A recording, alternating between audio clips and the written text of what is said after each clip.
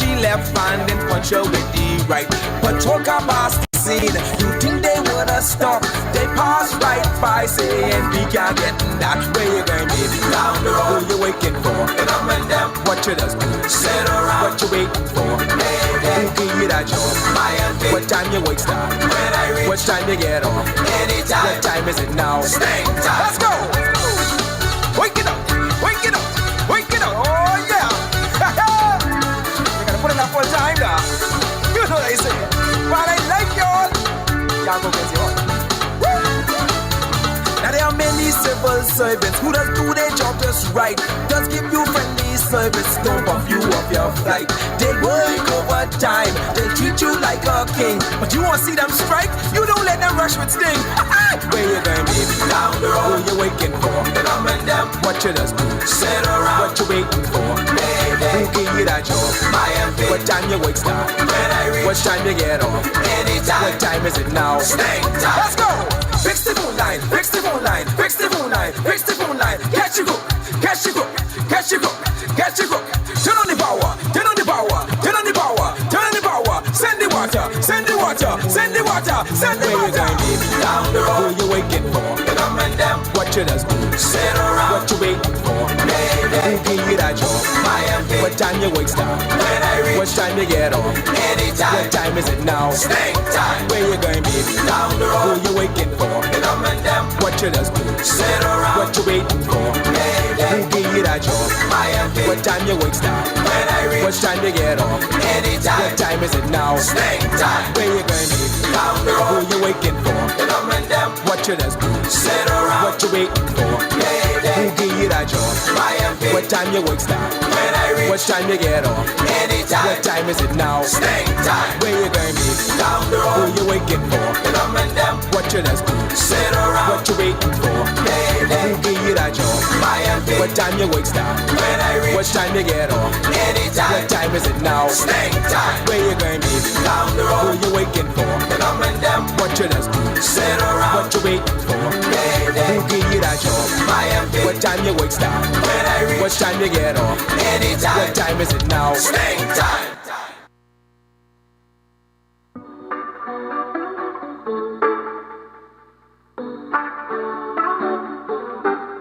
Bless like home, no bless like home, bless like home, there ain't no bless like home. I stand, tell me pack my clothes, them by. Trump, them must see think I homeless, by. Need a doctor cause I homesick, by. Thank the Lord I get home. I come in home, tell my Grammy break the joint, okay. Tell the DJ play some reggae straight. From the island, I ain't from those days. Buy one ticket and I on my way. I come in home, tell my mommy bake Johnny bread. Tell my cousin I won't call her back. Tell the DJ play some reggae straight. From the island, I ain't from no state. I come in home, it ain't no place like home. It ain't no place like home. It ain't no place like home. It ain't no place like home. It ain't no place like home. It ain't no place like home. It ain't no place like home. It ain't no place like home. They must see think I's Wycliffe, eh? Oh, they must see think I's Lauren, yeah. So don't treat me like no refugee. Thank the Lord I get a warm. I come in home, don't treat me like no alien. Just to make your country great again. My passport say Bahamian, and I brought away from me. I going home, no place like home. There ain't no place like home. There ain't no place like home. There ain't no place like home. There ain't no place like home. There ain't no place like home. Thank the Lord I get a home. I going home, I stand tell me pop my clothes them back. Trump them must see think I homeless, but need a doctor cause I homesick, but thank the Lord I get home. I go when home, tell my Grammy back to Johnny, okay. Tell the DJ play some reggae straight. From the island, I ain't from no state. Buy bought my ticket and I on my way. I coming home, that my mommy back to join it, yeah. Got my brother off and cold out there. Let the DJ play some Ravens straight. From the island, I ain't from no state. I coming home, it ain't no place like home. It ain't no place like home. It ain't no place like home. It ain't no place like home. It ain't no place like home. It ain't no place like home. It ain't no place like home. It ain't no place like home. It ain't no place like home. It ain't no place like home. It ain't no place like home. It ain't no place like home. It ain't no place like home. It ain't no place like home. It ain't no place like home. Place like home.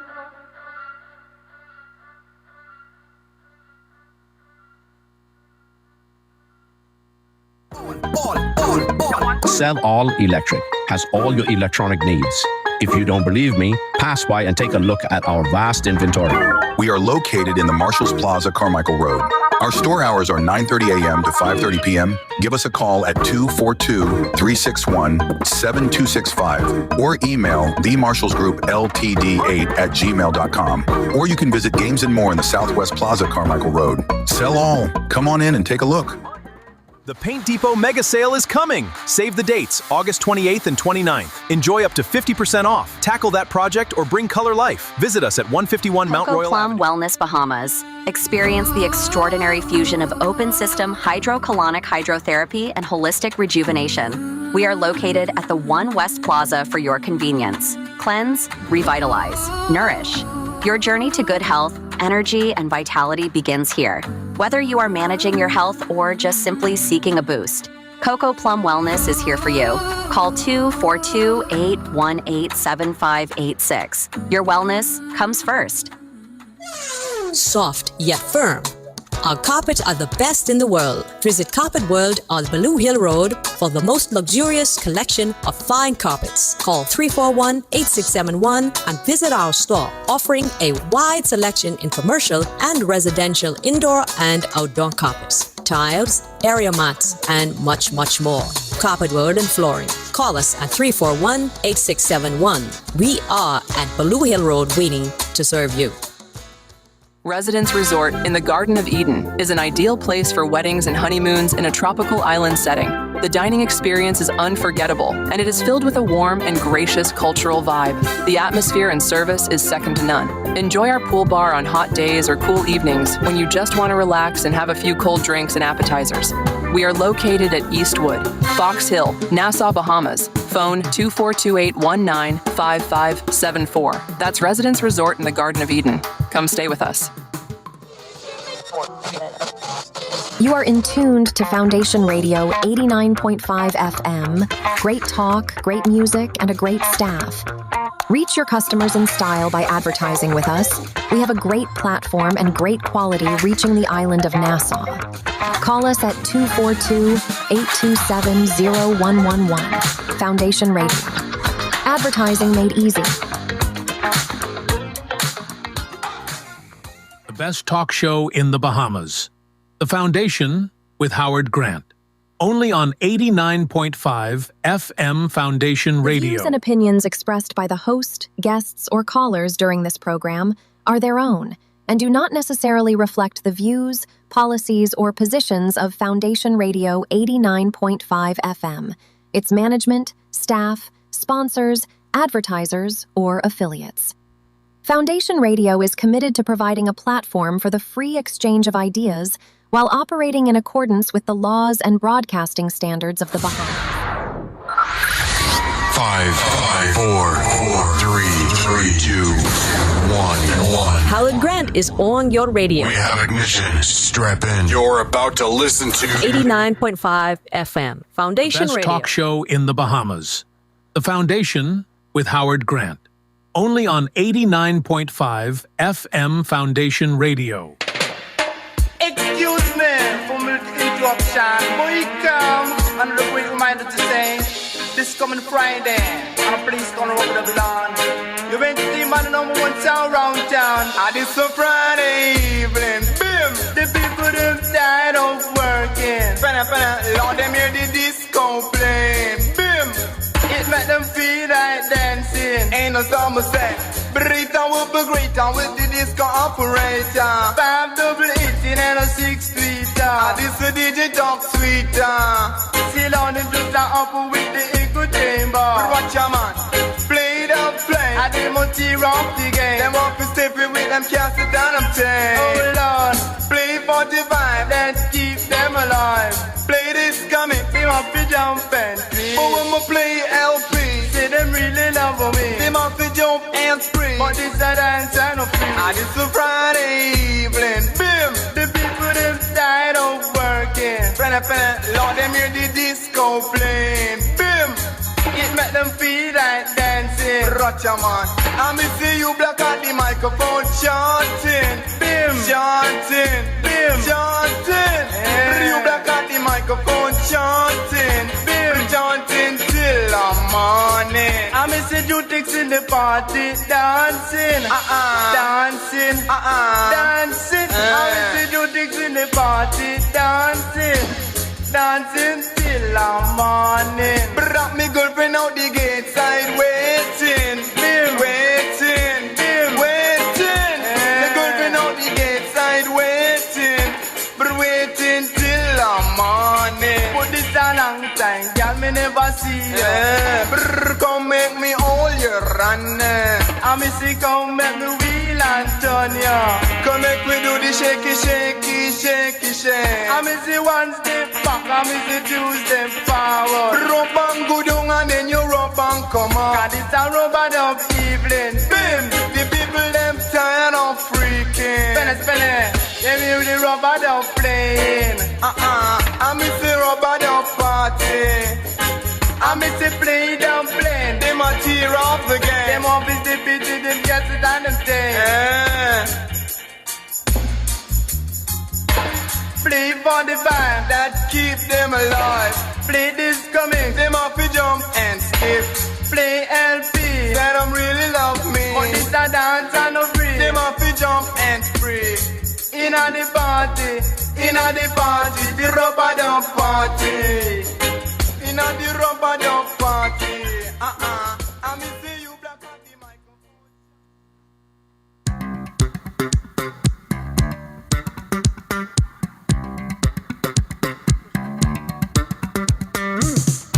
Good afternoon, ladies and gentlemen.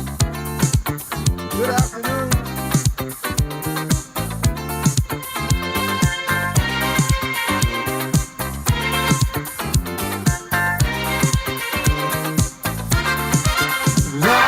Saturday night in the Magic City is such a trip. I couldn't feel better even if I was riding on the mothership. Checking out the foxes, guzzling champagne, lots of fun. Watching those ladies getting down and shaking those sexy butts. Watching them doing that sexy dance puts me in the mood for a little romance.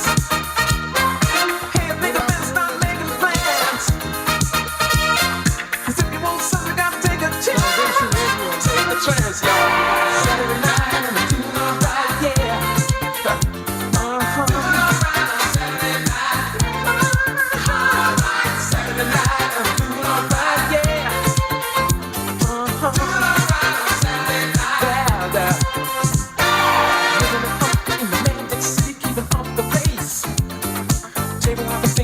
Everybody shaking all over the place, hugging and kissing, squeezing and teasing, making the play, getting on down with the ladies, dancing the night away.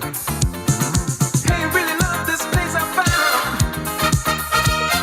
I think it's about to hit this place in town. The DJ plays all the latest sounds, makes me wanna get up and party down, party down, y'all. Saturday night.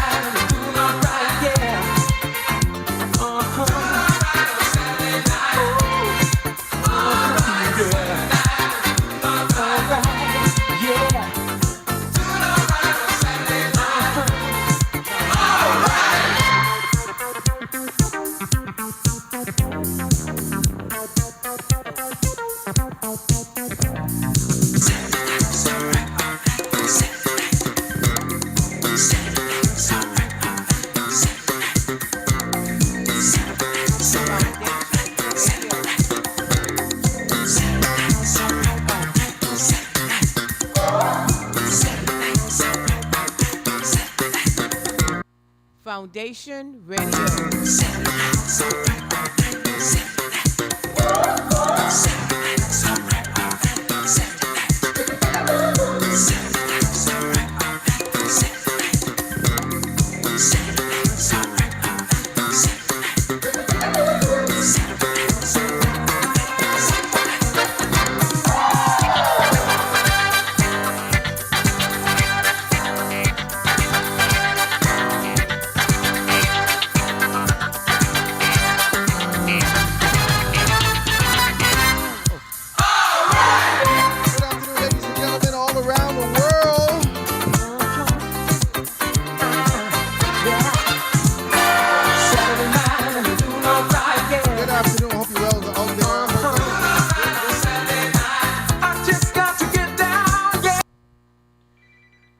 You guys are good out there. I hope everything is good. Trying to do my best to be able to get this thing taken care of. Let me know if you can be able to hear me with clarity out there.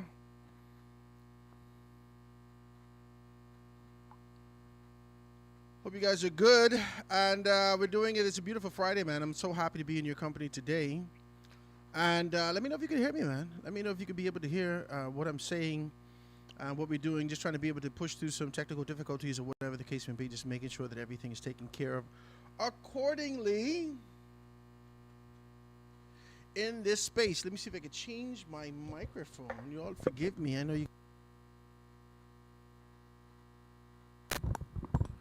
know you could see me. I got to get some new mics.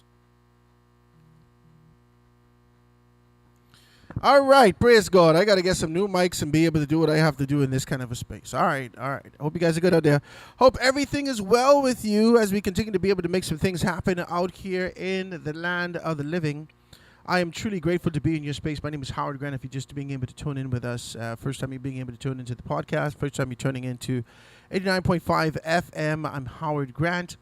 And I just talk a lot, right? Grammy say your mouth running.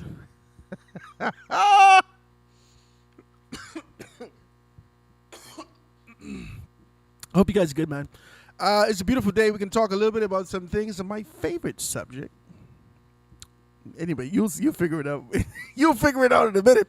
Got to shout out all these good, decent people out there that continue to be able to sponsor us and as a part of our growth and development in this kind of a space. Got to be able to say good afternoon to those folks down there at Paint Depot. I told you, go down to Paint Depot and get some things taken care of, man. They are in a good space and good place. They got some great things going on all the way up until the 29th of August. So you can be able to see that and see exactly what's what. Paint Depot, 326-1875, 326-1875. You can be able to see them in that space and whatnot. I got a couple calls yesterday and say, Howard, I can't hear you when you go on the internet. Let me know if you could hear me. Let me know if you could hear me in that space. Okay?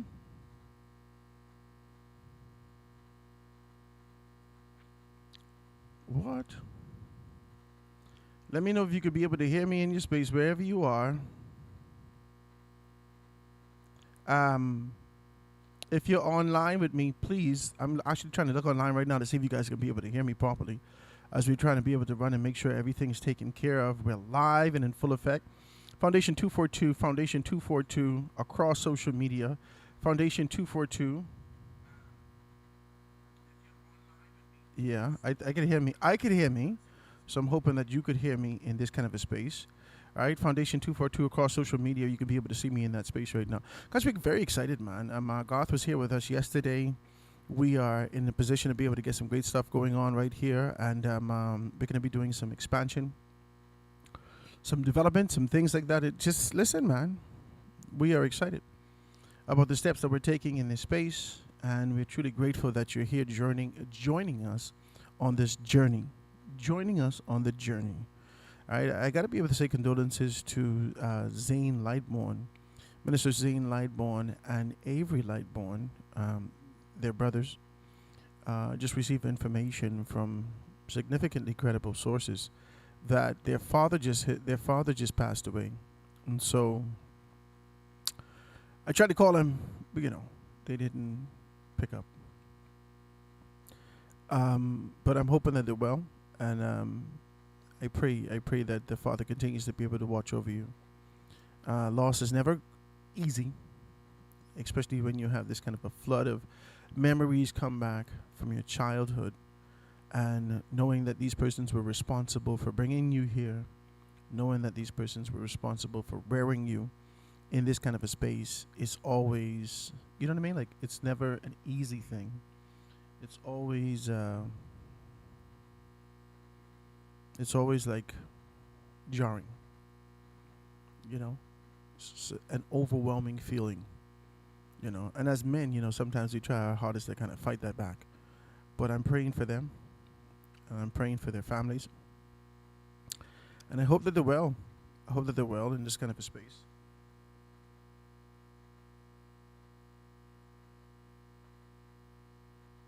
Hope that they're taken care of, and their families are, you know, reaching out to them and joining together. When my grandfather passed, it was a hard time for us. I didn't know what to do. I was overwhelmed, and people was coming to the house, and I promise you, I did exactly what he would do. I cooked one big pot of sauce, you wouldn't believe it. One big pot of chicken sauce. I don't know the hell I get that inspiration from. People was coming. I tell you, he was the man in the community, man. Everybody used to come to him, get their hair cut and eat marrow. People bring all kind of bread, all kind of macaroni, all kind of soda. The day he died, you hear me? I know some other people died before. No, but not in our family. We never saw that before. But the day my grandfather died, everybody bring things to the house. Sack of onion. Hey, miss, where the hell you get this onion from? Sack of onion. I mean, who the hell is bring onion to the thing? She bring onion.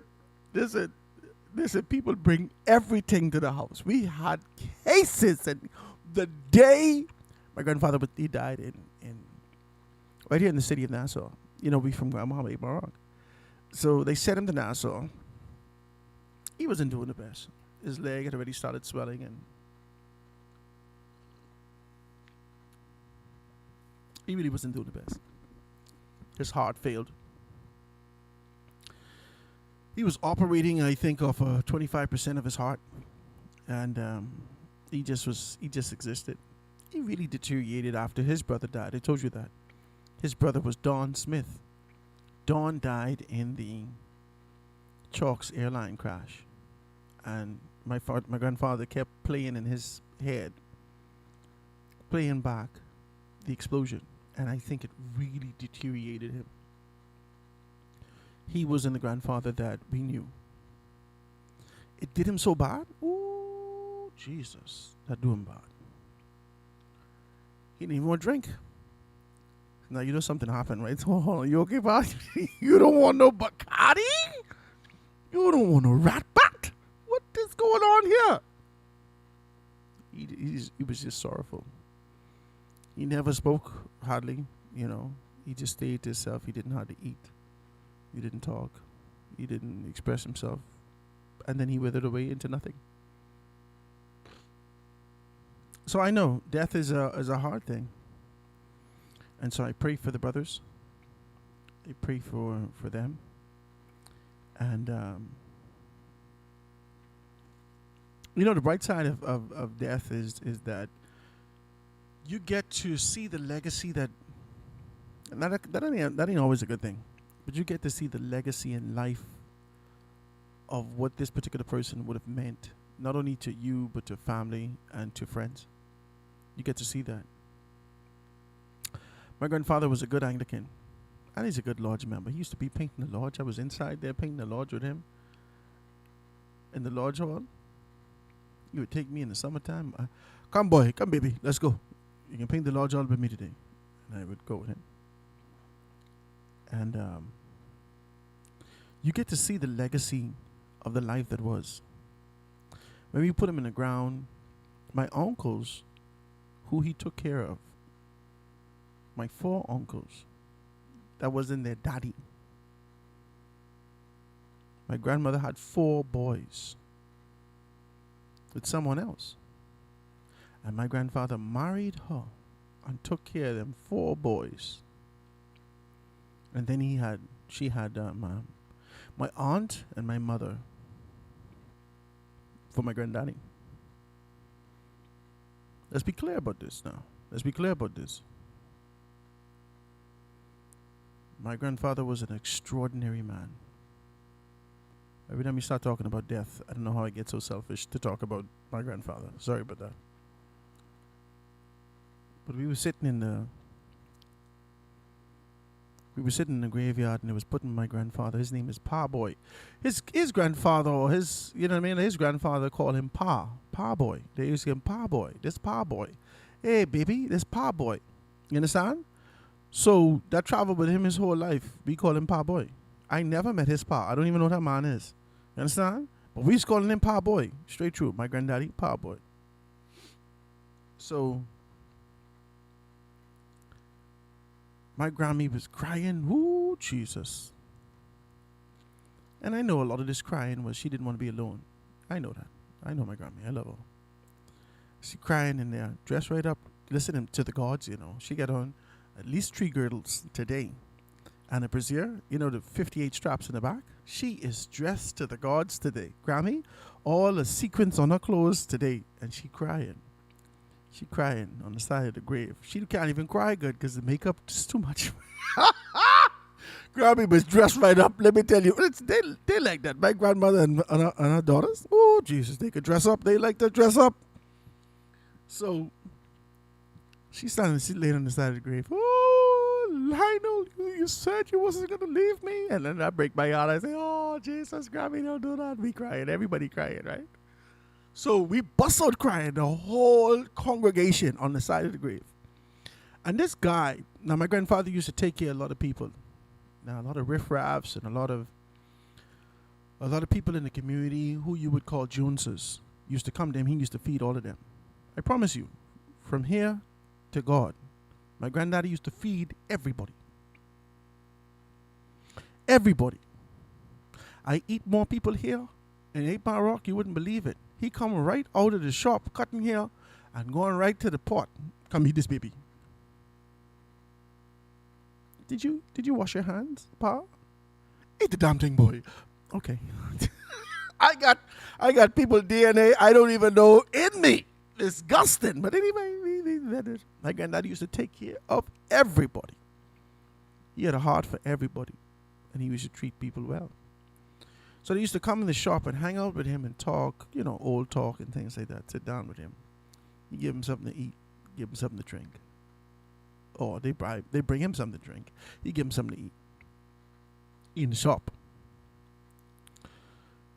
Whilst we under the tent and we crying, my mother could attest to this.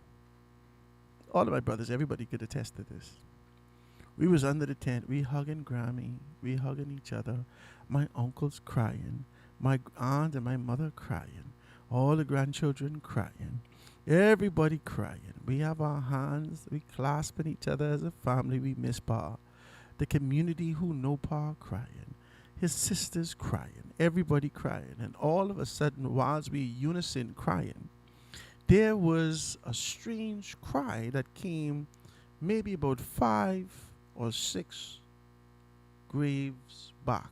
Somebody was sitting on a grave. Way in the back. There wasn't a part of the congregation. They was just sitting in the back there. And all we hear is, what the hell is this, right? So this ain't a part of the congregation cry. That's a different cry.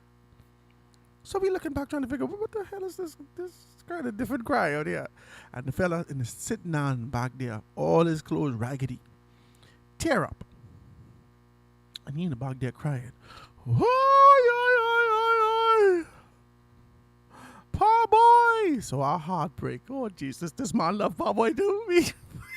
We crying. Now one listen, we crying. We say, oh, Jesus. And then he cry. He say, oh, Jesus, Pa Boy gone. No more free haircut.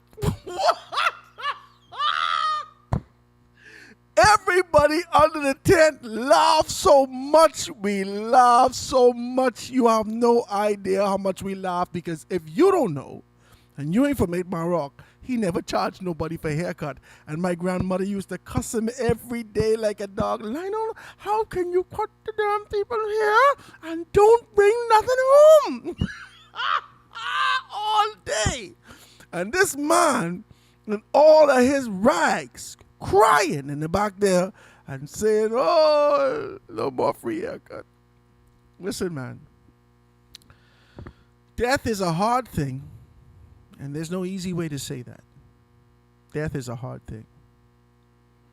But the only glimmer of hope and beauty that exists in this particular space, and you have to know this now, as you prepare yourself for an inevitable and absolute end. Eventually, I don't know if you can dare today, but you can dare. You can dare. You got to prepare yourself for this. And preparation ain't necessarily getting your will all the time. You get that too. But the preparation is how you deal with people. The people remember you. Remember your legacy, your life, your contribution, the way that you love, the way that you had passion, the way that you believed. Let them remember you. And that is the life that people want to carry in their hearts. And so I say that.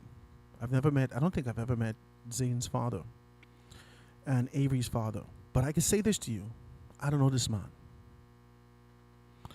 But from Zane was in the prop club. Now y'all don't know this. He was a DJ in the prop club in Grand Bahama. He was a DJ in the prop club in Grand Bahama, but he was also he was a part of the union. And he was a teacher, and he was this, and he was that. He was doing so much in Grand Bahama. And he wasn't from Grand Bahama, but he became a part of the community. We fell in love with him. You know what I mean? And if this is the legacy that his father has instilled in him, both his father and his mother, I think he told me that they were together. They lived together. And then I met his brother. I mean, this guy is entrepreneurial. He's determined. You heard me speaking with Avery many times. Maybe you didn't know that was his brother. There's a legacy that even though I never met this man, it speaks volumes about who his father was and what they poured into him. Can I say that? Is it okay to say it like that? Yeah. May the souls of the faithful, through the mercy of God, rest in peace and rise in glory. And all my Anglican brothers and sisters say, Amen. Yeah, man. It's sad, man. It's sad. I hope they will. I can try to hit him up a little bit later on today and see exactly what's what, but hope they will. Guys, there's a lot going on today, man. Wanted to tell you about it. Like I said, you go down there and check out Paint Depot. Get yourself taken care of. I know what you're doing in terms of your little contract situation. My baby girl did a mural. Well, she ain't a baby. She's a big girl, but she's still my baby girl. My big girl, who's still my baby girl, she did a mural out here on my wall. And only because she got to go back to school, she can do more. But she can do more when she get back. Right? Beautiful and nice little thing. Give a nice little pop of life to the place. All my paint come from Paint Depot. All my paint for this place come from Paint Depot. Every stitch of paint that you see on my place come from Paint Depot. I'm telling you, man. Good, rich paint people come and say, oh, this is kind of paint. This is where you get this from this. No, man. This paint came from Paint Depot. Go down to Paint Depot and check yourself out, man. They get some great grades going on. I see they saying that something like 50% off or something like that. Go check them out and see exactly what's what. Give them a call, like I said to you. 326-1875. 326-1875. All right. Okay. All right. We get all the niceties out of the way. All the pleasantries out of the way. All these things that we get it out of the way. We get it out of the way. Let's get down to business. Let's get down to business. My business has been crippled. Bay Street hit with power outage. Many businesses forced to close. No power supply on Grand Key in over 2 weeks. Ingram tells the F&M, find a leader that can win, that you can win with.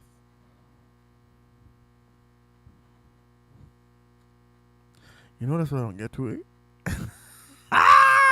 Jesus! You know, hey, you know I won't get to that.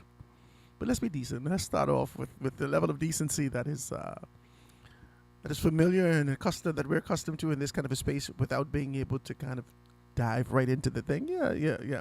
So let's go through all the starters and the appetizers before we get to the entree. We can get to that though. Oh God. We got to get to that. Praise Jesus. Let's get to it and see exactly what's what.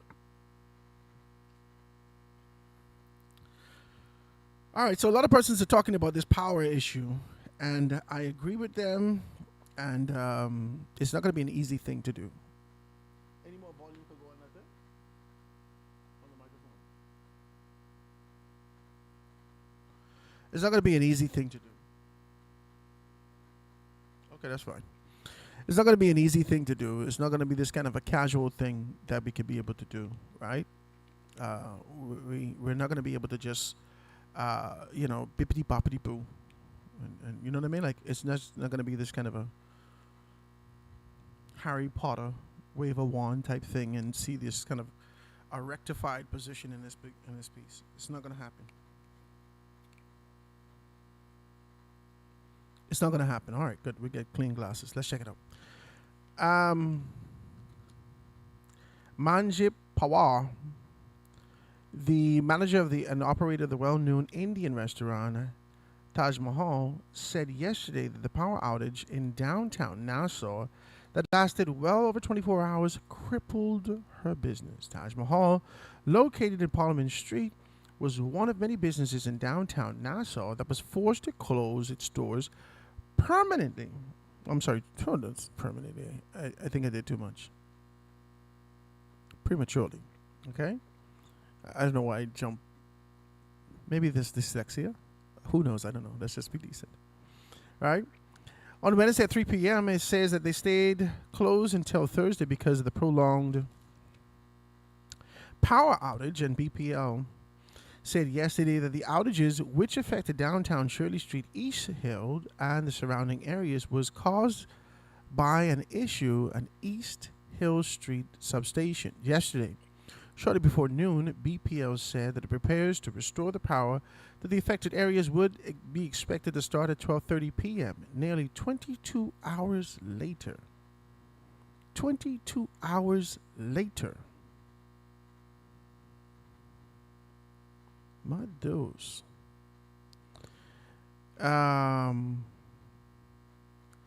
22 hours after the issue began. We expect to take about 5 to 6 hours to complete. Speaking to the Nassau Guardian yesterday at almost 1 p.m., at which point the restaurant had already lost business.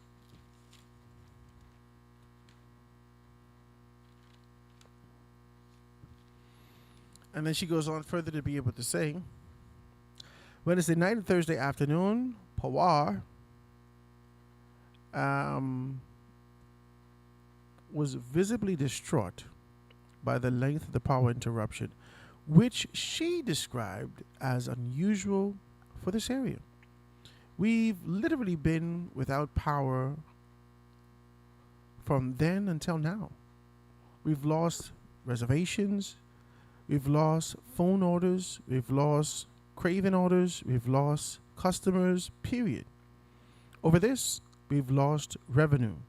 On top of that, we have a lot of perishables. We have a walk-in freezer, large freezer, where everything is stored. We made sauces. We make sauces. And then it says that it's just really sad what this has all come to. Our business is literally closed down. My business as a Bahamian that pays my taxes and has been crippled, literally shut down. That's what she said. And for me, we've never needed to have a generator.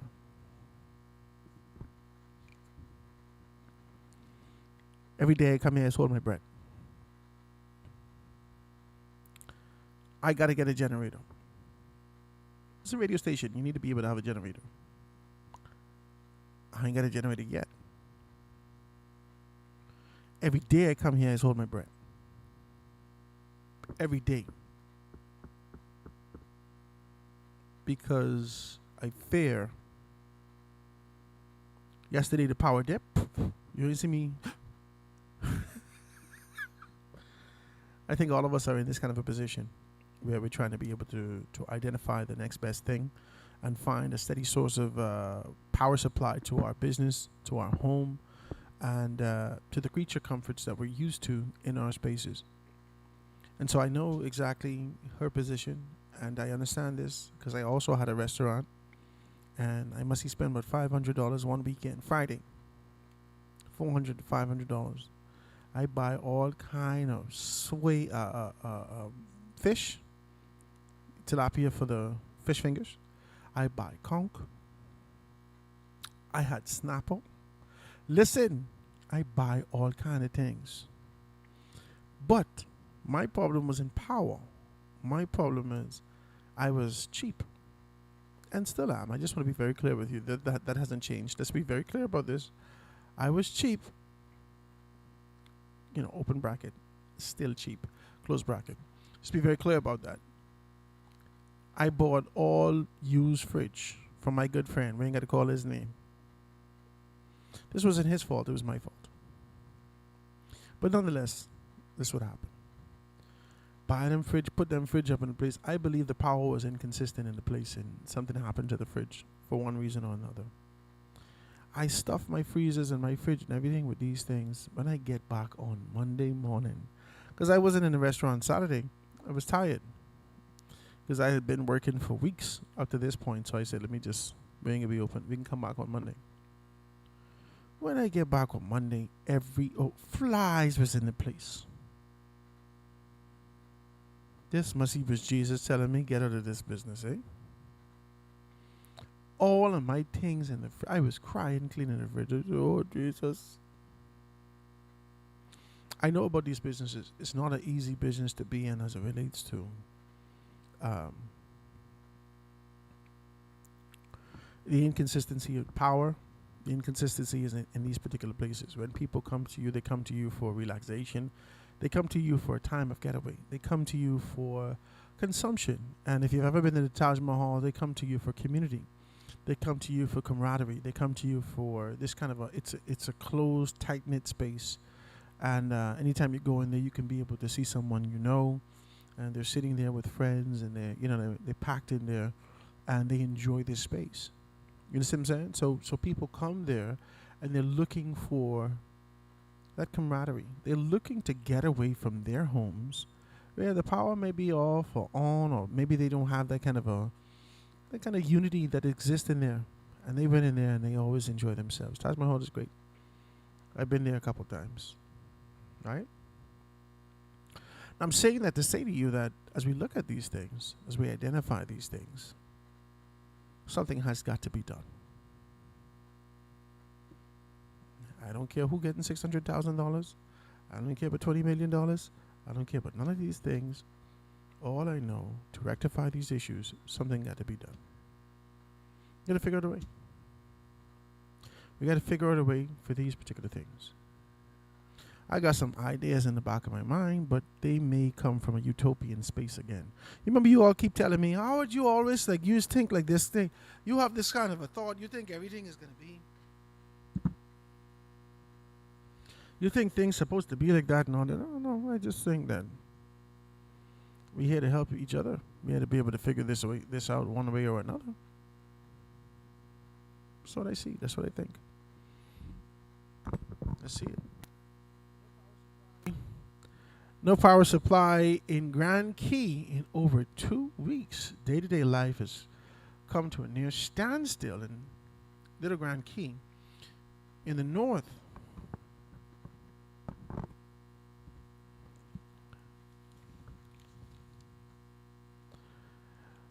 Little Grand Key in the northern tip of Abacos, where residents have been without electricity supply For the Bahamas Power and Light, for more than 2 weeks, freezers have been emptied, and there is little to do to provide comfort in the nearly unbearable August heat. Those with generators are spending hundreds and hundreds of dollars a day, in some cases to buy fuel to keep their lights on. This is inhumane. This is crazy. This is what Craig Cephas, a 54-year-old lifelong resident of Little Grand Key, home to fewer than 600 residents. This is what he said.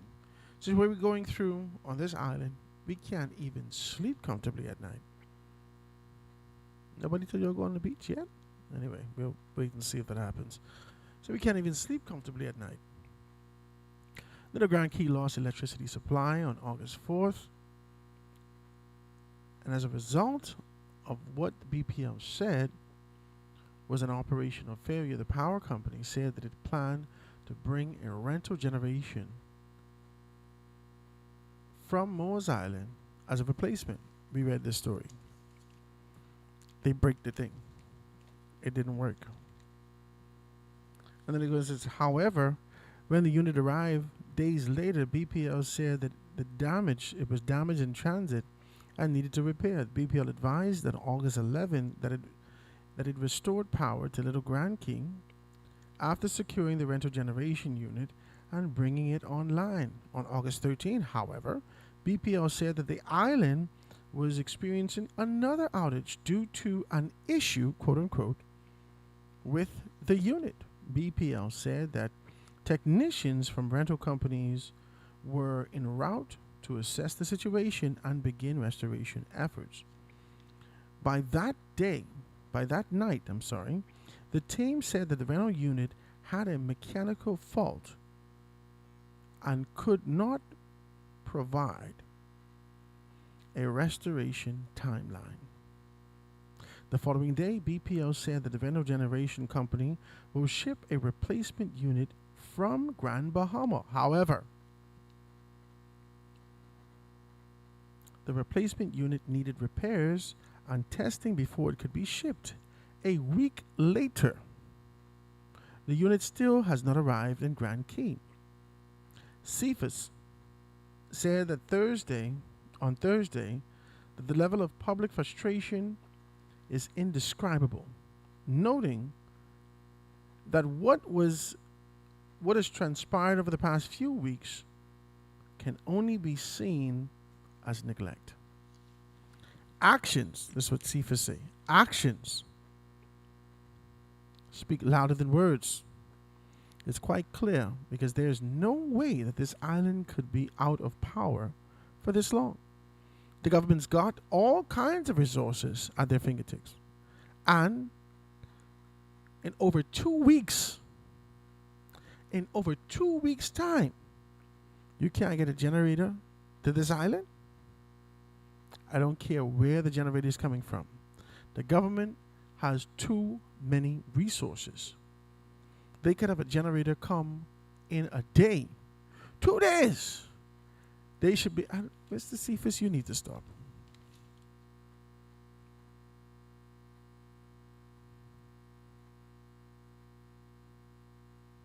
You need to stop, Mr. Cephas.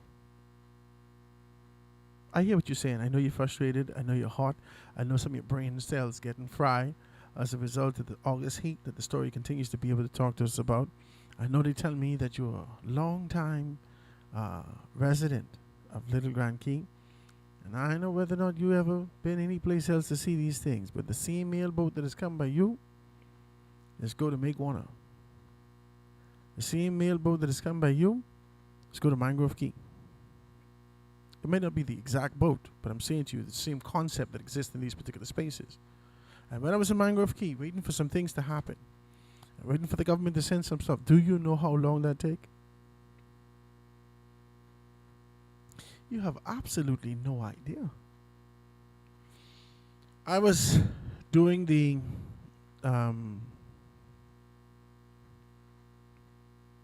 sponging restoration, something to do with the sponging restoration program, something about sponging restoration. I was responsible for This is sort of the consultancy and the evaluation associated with it. It was only like a 6 months contract. That's it. So we were supposed to observe the report, to identify these things, to make a determination, to be able to make our suggestions, to talk about this, to go down there, to interview people, to go to Red Base, to do this, to do that, to do all these things and stuff like that.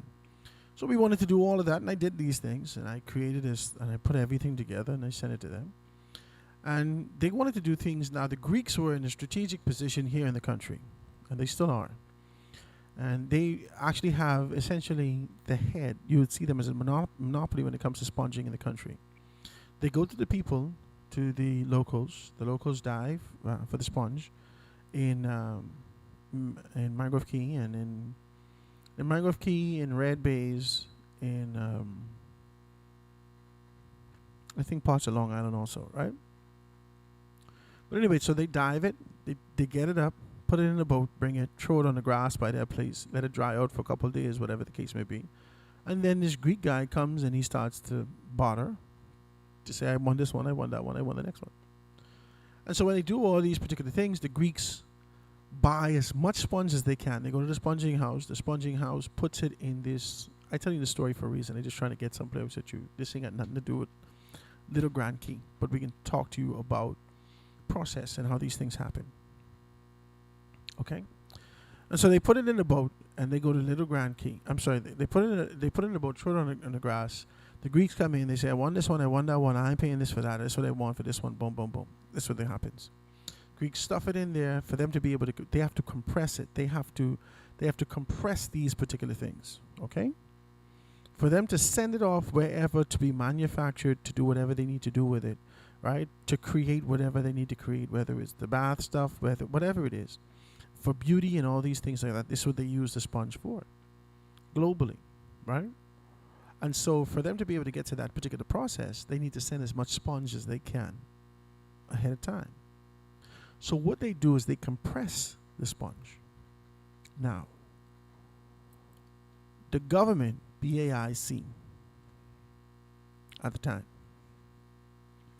thought that after going around the world to identify who does sponge and the technology associated with it, they identified that they can use a sponge machine, a compressing machine. You could put the sponge in there, you ain't got to do the manual labor. The manual labor that the Greeks used to do, they used to stuff it into this, like this silo, right? And then they put a little, you see it before, just like how you do like on a grinder, on the thinger, right? So you hold one side and you churn it and you turn it and you turn it and you turn it. Two people walk around the whole thing and it's compressed like that, right? So the sponge is compressed. Go down to this thing, right? Now you could be able to into this little small sack, so it looked like a rectangular, to do. So they did that, and they tried to compress it. They do everything they could do to compress that, to bring it to this position. The geniuses who ever thought about this. You see, all technology ain't necessarily good technology for what you need, okay? You got to have the insight to know, maybe we don't use this. So they call me and I'm the consultant now. I'm just looking at this. I say, what are y'all doing? And I didn't go on to the Greeks. I didn't get all the information from the Greeks. I already didn't identify this. I already didn't do this. I didn't know all of these things like this. Greeks are the middlemen here. They are the men that goes directly to the manufacturer. All right, so they only provide the manufacturer with the raw product. Okay, and as a middleman, the Greeks just get the raw product from the Bahamas. The Bahamas wanted to cut out the Greeks. That was the whole concept. They wanted to cut out the Greeks. Right? But the Bahamas don't know nobody in the manufacturing world. These people is Greeks. Bahamas don't know any of these people.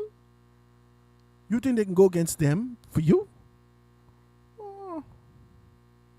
They could go to one of the other isles in Greece and other places to be able to get their sponge. It ain't that serious. They've been here now almost 70 years doing this in this particular space. And so they came in, they said, we're going to use the machines. We're going to use this technology for the machines, and we're going to put the machines in a sponge house in Maguana. I'm sorry, in Mangrove Key. And so I said, I think this is a horrible idea. So how could it be a horrible idea? I said, because power will be inconsistent. And also, if this thing break down in the salty air that exists in these particular spaces, when the hell you can get parts to fix this? And now you're losing time associated with this. None of y'all thinking.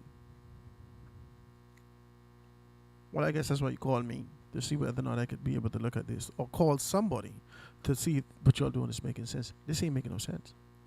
You can't be excited for the idea of being able to tap into technology without understanding that this has been working for the Greeks for well over half a century.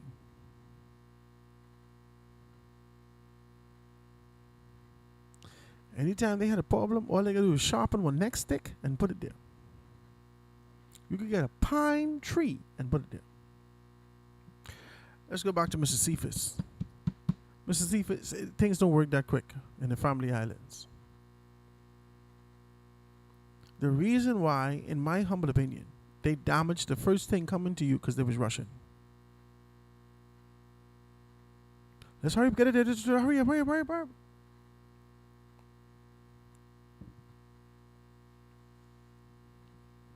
They're rushing, and something happened.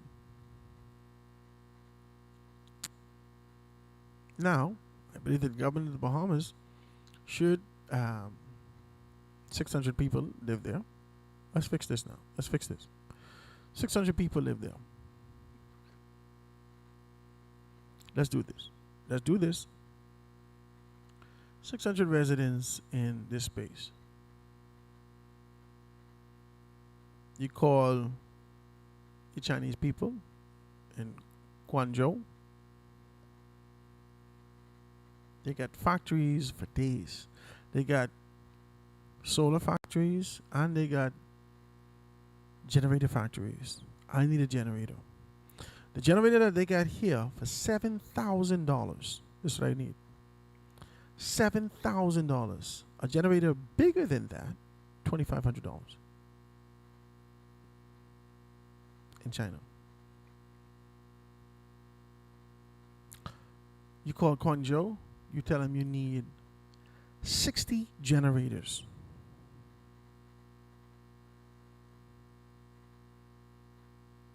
Yeah. That should be good. 60 generators, 600 people, 10%. You could be able to do that. Boom. We could figure it out. 60 generators. You probably don't need 60. You probably need 30. Small ones. All right. You figure this thing out. You give somebody a contract to be able to identify how we could put one generator in a strategic position that everybody would agree to and let it supply 2-3 homes. Let's see if we can be able to do that. Boom. It doesn't sound like the homes are tremendously big and there is a great deal of technology associated with it, but you got to figure these things out. You cannot figure out just how do we rectify this particular issue now and satisfy the people. You have to anticipate that we may have this issue again. How do we fix this going forward? And you say to them, we will not reduce your power bill when it come out, but we will help get this, and this to ensure that we can accommodate you. Whether that is a solar park that everybody can kind of plug in and make sure that they're good. Because I think this is an opportunity. I don't see this as an obstacle. I only see this as an opportunity. The government of the Bahamas needs to be able to show their strength. They did some stuff in Ragged Island. They did some stuff other places. You need to be as proactive. You have to think on your feet. So you identify somebody, put a quick tender out. We need somebody to create a solar farm in Little Grand Key. 600 people. You identify that. How much infrastructure you need? How much this you need? How much that you need? Can we tie this into the grid? Can we do this? Can we do that? Can this be able to? You got to figure these things out as quick as possible. And you create a PPP to make this happen. And the PPP's advantage for whatever company coming in is that you have the opportunity to be able to produce power going forward. That's it. Let the government outsource this to you. for the purposes of your infrastructure that exists there, that has been there for a long time, you say to the persons who would have been able to garner that contract, okay, for the 600 people, the kilowatts per hour, this is how you're going to have to be able to sell that. We're going to give you the contract for the next 25 years. And starting on the third year, not this first year, starting on the third year, the government of the Bahamas will charge you for rental of the infrastructural development for these particular things. And then by the 25th year, which is 22 years of payment, by the 25th year, we can be able to safely say that this is yours and you won't be able to lease that. You won't have to lease it anymore. Then we could formalize your position as an entity in this space. Listen, you do good in the first 2 years, you get a contract to do it in elsewhere. I don't know why you guys aren't thinking, man. We're seeing hard. We're seeing hard at all. The pressure that the government feels is that when the people rise up and start to say to you that you should have done this or why you didn't do this and so forth and so on, it's an overwhelming thing. It is an overwhelming thing. And as a result of that, this kind of an overwhelming posture, it places you in the position and saying, what should I do? Then you look for reasons, people on the inside looking for deflection, looking for gimmicks, looking for the approach to appease to the people who are absolutely pissed because you haven't fixed these things. I can't stress to you that I only think along the lines of business. I don't see a problem. I only see an opportunity. An opportunity that this administration said they're tapping into entrepreneurship. They're tapping into all these particular things. And we've already recognized the formula that exists, that you don't have to have this relentless dependency on the government's purse to be able to create these spaces. What you do is alleviate that. You share that course. You share the course. This ain't hard. The Bahamian people are resourceful people. I am a resourceful person. And if I could do it, I know others out there doing it because they've been doing it before me. This ain't nothing but a conversation. You call your friend in the States who's been doing this and this. You say, hey, what's up, Joe? Everything good? How things? Everything good? When you come back down here and chill out, man, listen, I want to bring the family, boom, boom, boom, light talk. This is a small casual conversation. Listen, Joe, are you still in this electrification business? Are you still doing D&T, the power distribution? Yeah, man, definitely. We just had a great opportunity to do something. Joe, listen, we got an opportunity. I want you to be able to fly down. Let's go down to Little Grand Key to check out some stuff. We got to electrify about 600 homes. Okay, can you do that? Yeah, definitely we can be able to make it done. All right, listen, let's go check it out. You take down Joe down there, you walk around, you get some information from the people, you find out where the issues is, you look at the power source, you look at the cables, you make a determination as to whether or not you can be able to produce what you need to produce, how much watts these things could carry. You look at the power lines, you make a determination as to whether or not they are good enough as it relates to their maintenance to be able to carry what you need. You identify those things and you create, you put a tender in, boom. You answer the tender. The government put the RFP out, you answer the tender, boom. You sit down, and when you do that, the only fear that I have is that so much suckers live out here. I just want to be decent with you as I say this. So much suckers live out here. There are men that have absolutely no idea. Only thing that they could see is this can make money.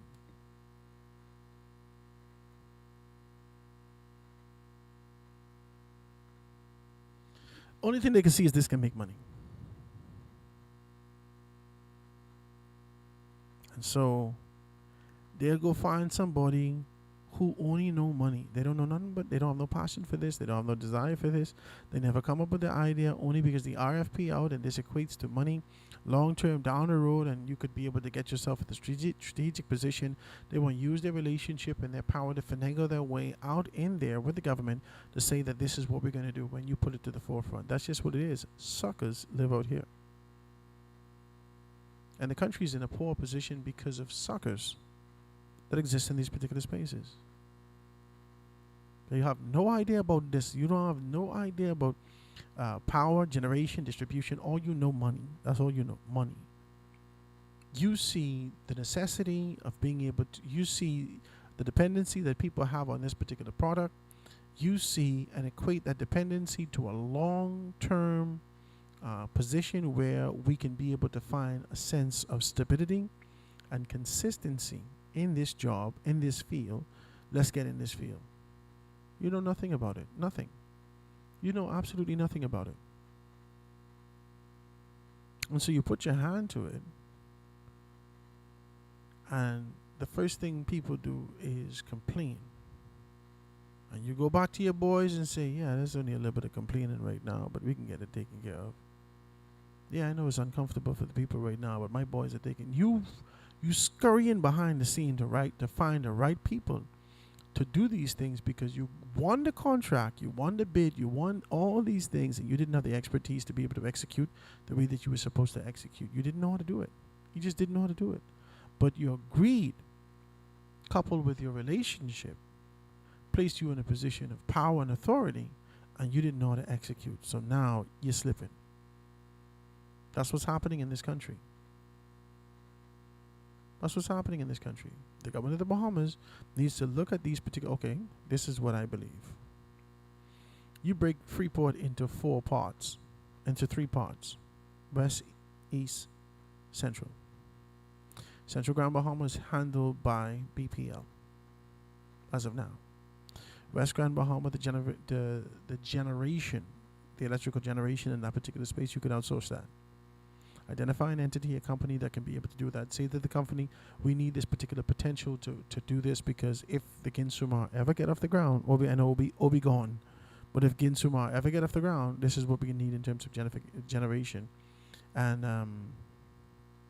power generation and electrification in this space. This is what we need. All right, no problem. Boom. The government of the Bahamas does not have to carry the load and bear the load of being able to create the infrastructure in all these spaces. The idea of entrepreneurialism and expanding beyond and reaching deep and wide into the Bahamian public, into our economic sphere, is that you can be able to see that we can do more than merely just the mean old stuff. Just open up like my friend Richie would say, a chicken shack. There's so much more that can be done in these particular spaces, and you would not believe who has reached to big business. You don't know the people who we've met over the years. You don't know the relationships that we have. You don't know who's going to West Palm, who's going to California, who's going here, who's going around the world. Not because you have a consul general in this area or that area that you believe that everything flows through them. Yeah, eventually, but people have been forging and building relationships for a very, very long time. Now, you got to be able to give us space to be able to get these things done. Put real RFPs out there.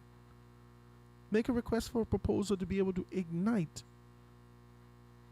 and light up Little Harbour Key and Great Harbour Key. Hold on to it. Hold my hand for 3 years. Hold my hand for 5 years if you need to make sure these things are done. After that, make me pay you for the infrastructure that you already had in there. Pay me. How would you going to pay me for the poles? We got 1,000 poles in this thing. All right. Each one of the poles costs X amount of dollars. We put this much wire here. We can do this. We can do that. We need to recoup that. Okay. Your bill will be X amount. Boom. $2.7 million. We expect you to be able to pay that over this whatever. Over this particular course. For all the infrastructural development that you need, we can be able to assist you. Maybe you need expertise in certain areas. We'll still be able to extend. All this is a contract that you make and you present to them.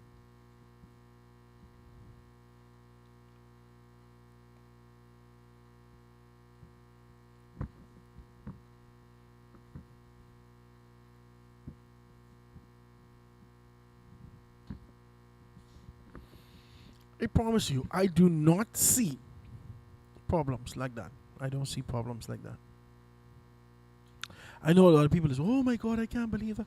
All this mother sick, but if I get that, what? You know I could. What? Just give me a chance.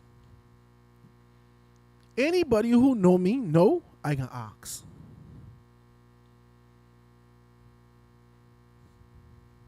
How would I always ask? I can ask. You could say no.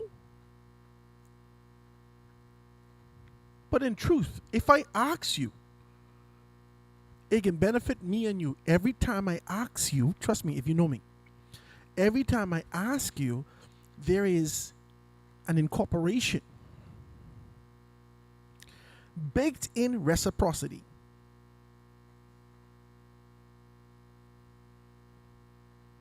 That means it can do you well, it can do me well. You can make something, I can make something. I need this thing.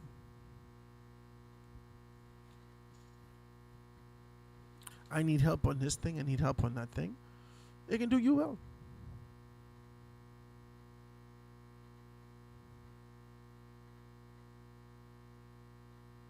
Let's think about it.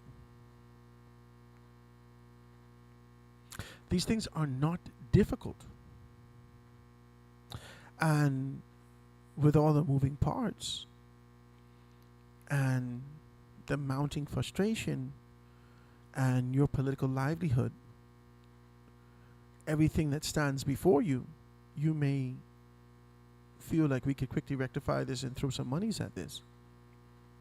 But how do we rectify this long term? Because in 2027, I expect it to be hella hot. God spare our lives if we live in. In 2028, I expect it to be hotter than 2026 and 2027 put together. I expect these issues to continue to arise.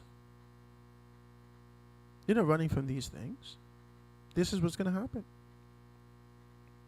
Get the generation, get these particular things from these persons. Let them know that, hey, listen, once you pay your bills on a consistent basis, we can put you on a fixed bill in Little Harbor Key and Great Harbor Key for the next 24 months.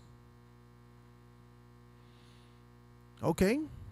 For the next 24 months, we expect you to pay $150 minimum, even if your minimum normally is $60. For the next 24 months, we expect you to pay $150 minimum. You have to agree to this. Why the hell would I pay $150 minimum? Okay, well, we're going to provide you with a generator. And after we giving you base rate for the generator, we're doing the installation for the generator. We're making sure that you get, because of the inconvenience that we offered you for the entire month of August is our bad. We incorporating the generator, we're putting in there, we're going to increase, or we're going to give you a flat rate of $150. If you consume more than $150 worth of power, then you'll be responsible for paying the additional. But the foundational or the base $150 is in there. And with that, over the next 24 months, you'll be the owner of this $3,000 generation, whatever.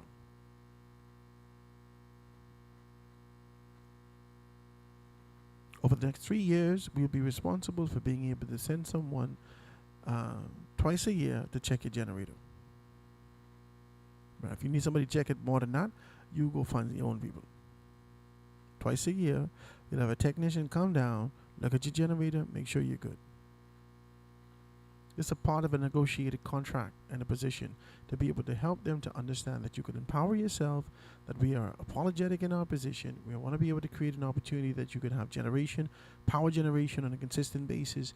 We expect you to be able to not go off grid. We expect all these things are in the contract, and they sign off on the contract and it's finished. Your company get the contract. You develop those things, whether that's a solar farm, whether that's generation, individual generation into those particular homes. The government is on course with you. You identify those things. You prepare yourself to be able to move well into the future of being able to own your own power station in Little Harbor Key and Great Harbor Key.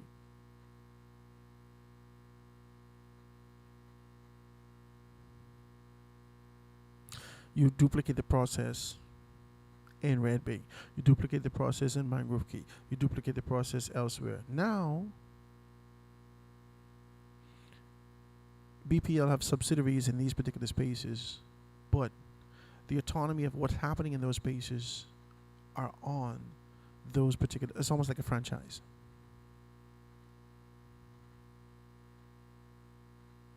Yeah. You just make demands as a government. You say, hey, listen, We need you to hire these people. You need to do this. You need to do that. We need you to be able to do these things. We need to make sure that they're certified. We need to make sure that they're qualified.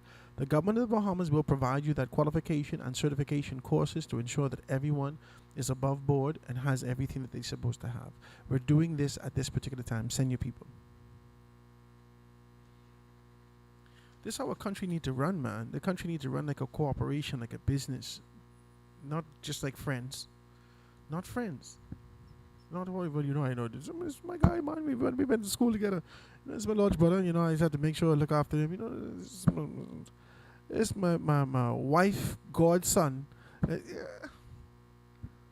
These people are incompetent. We don't care if they is your large brother or they go to school with you. They are incapable of doing this job that you've given them. And we don't want it to make it seem like this. And we ain't trying to cuss the people out. We just need the job to be done well. And whilst we do like the people, they're incapable and ill-equipped to do this job. They're ill-equipped to do this job.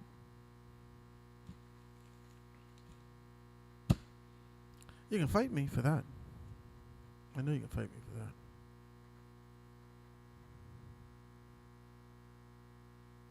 You can fight me for that. I know that.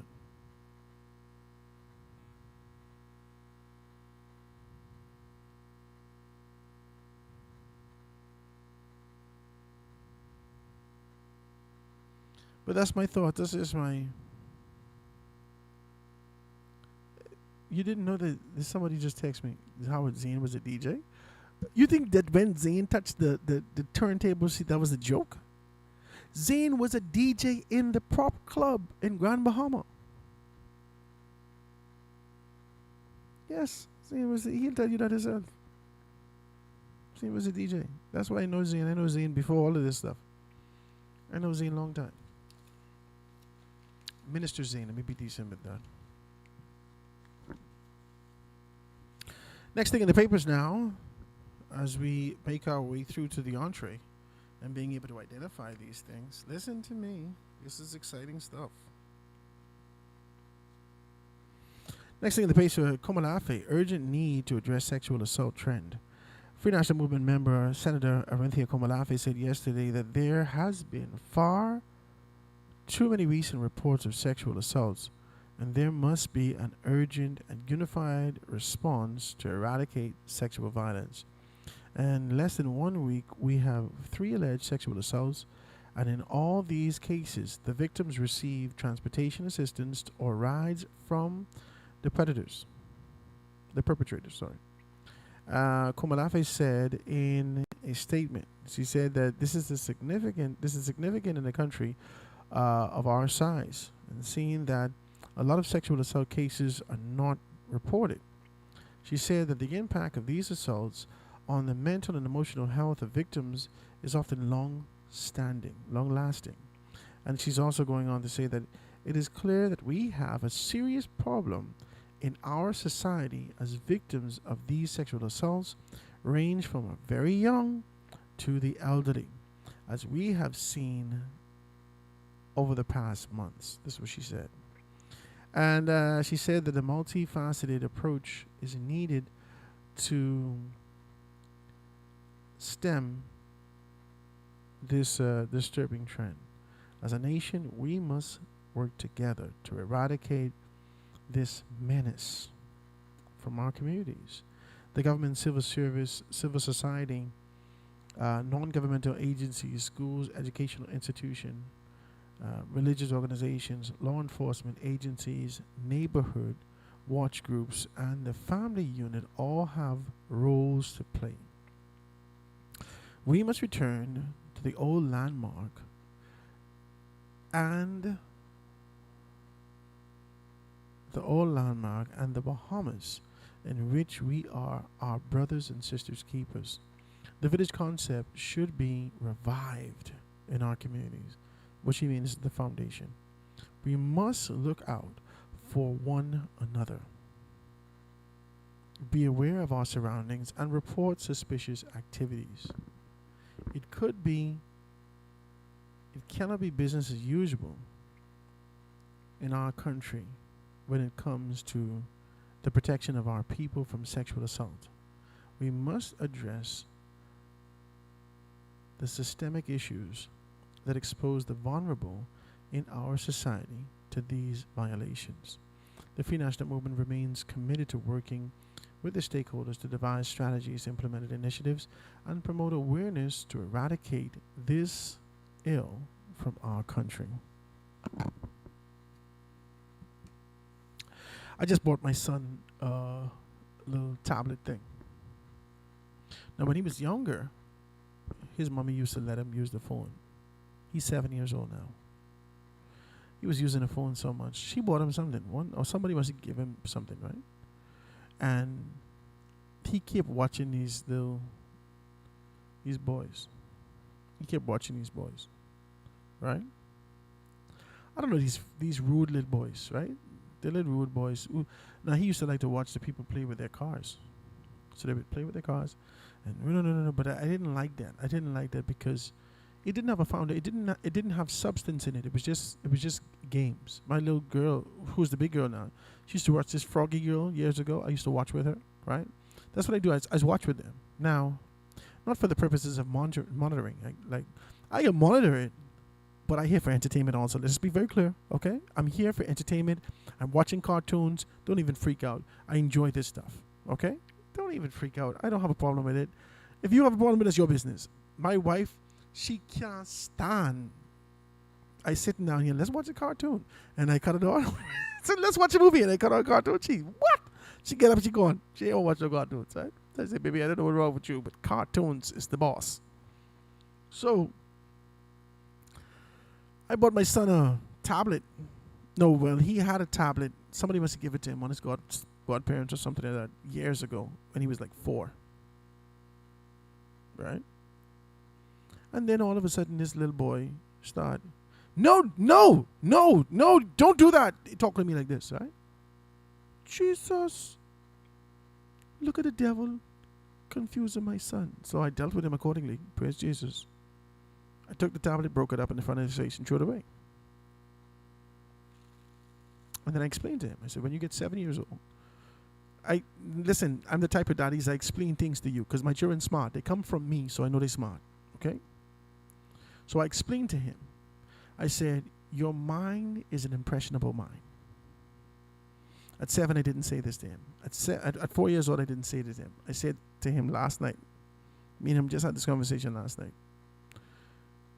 At 4 years old, I said, you're not prepared to watch this stuff. You don't know how to manage this in your head yet. You're allowing these people to influence you, but that's not what Daddy's teaching you. That's not where we come from. That's not our faith. This is not what we believe in.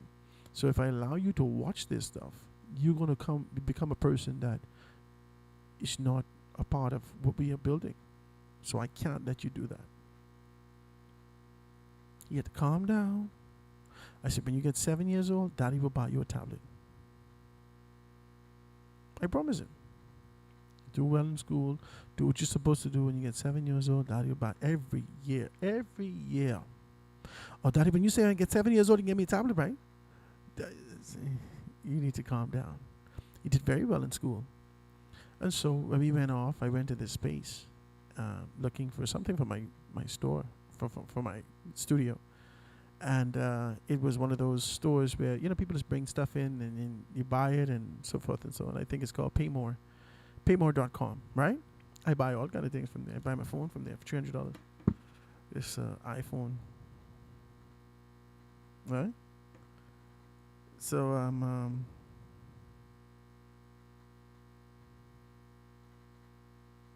right? So,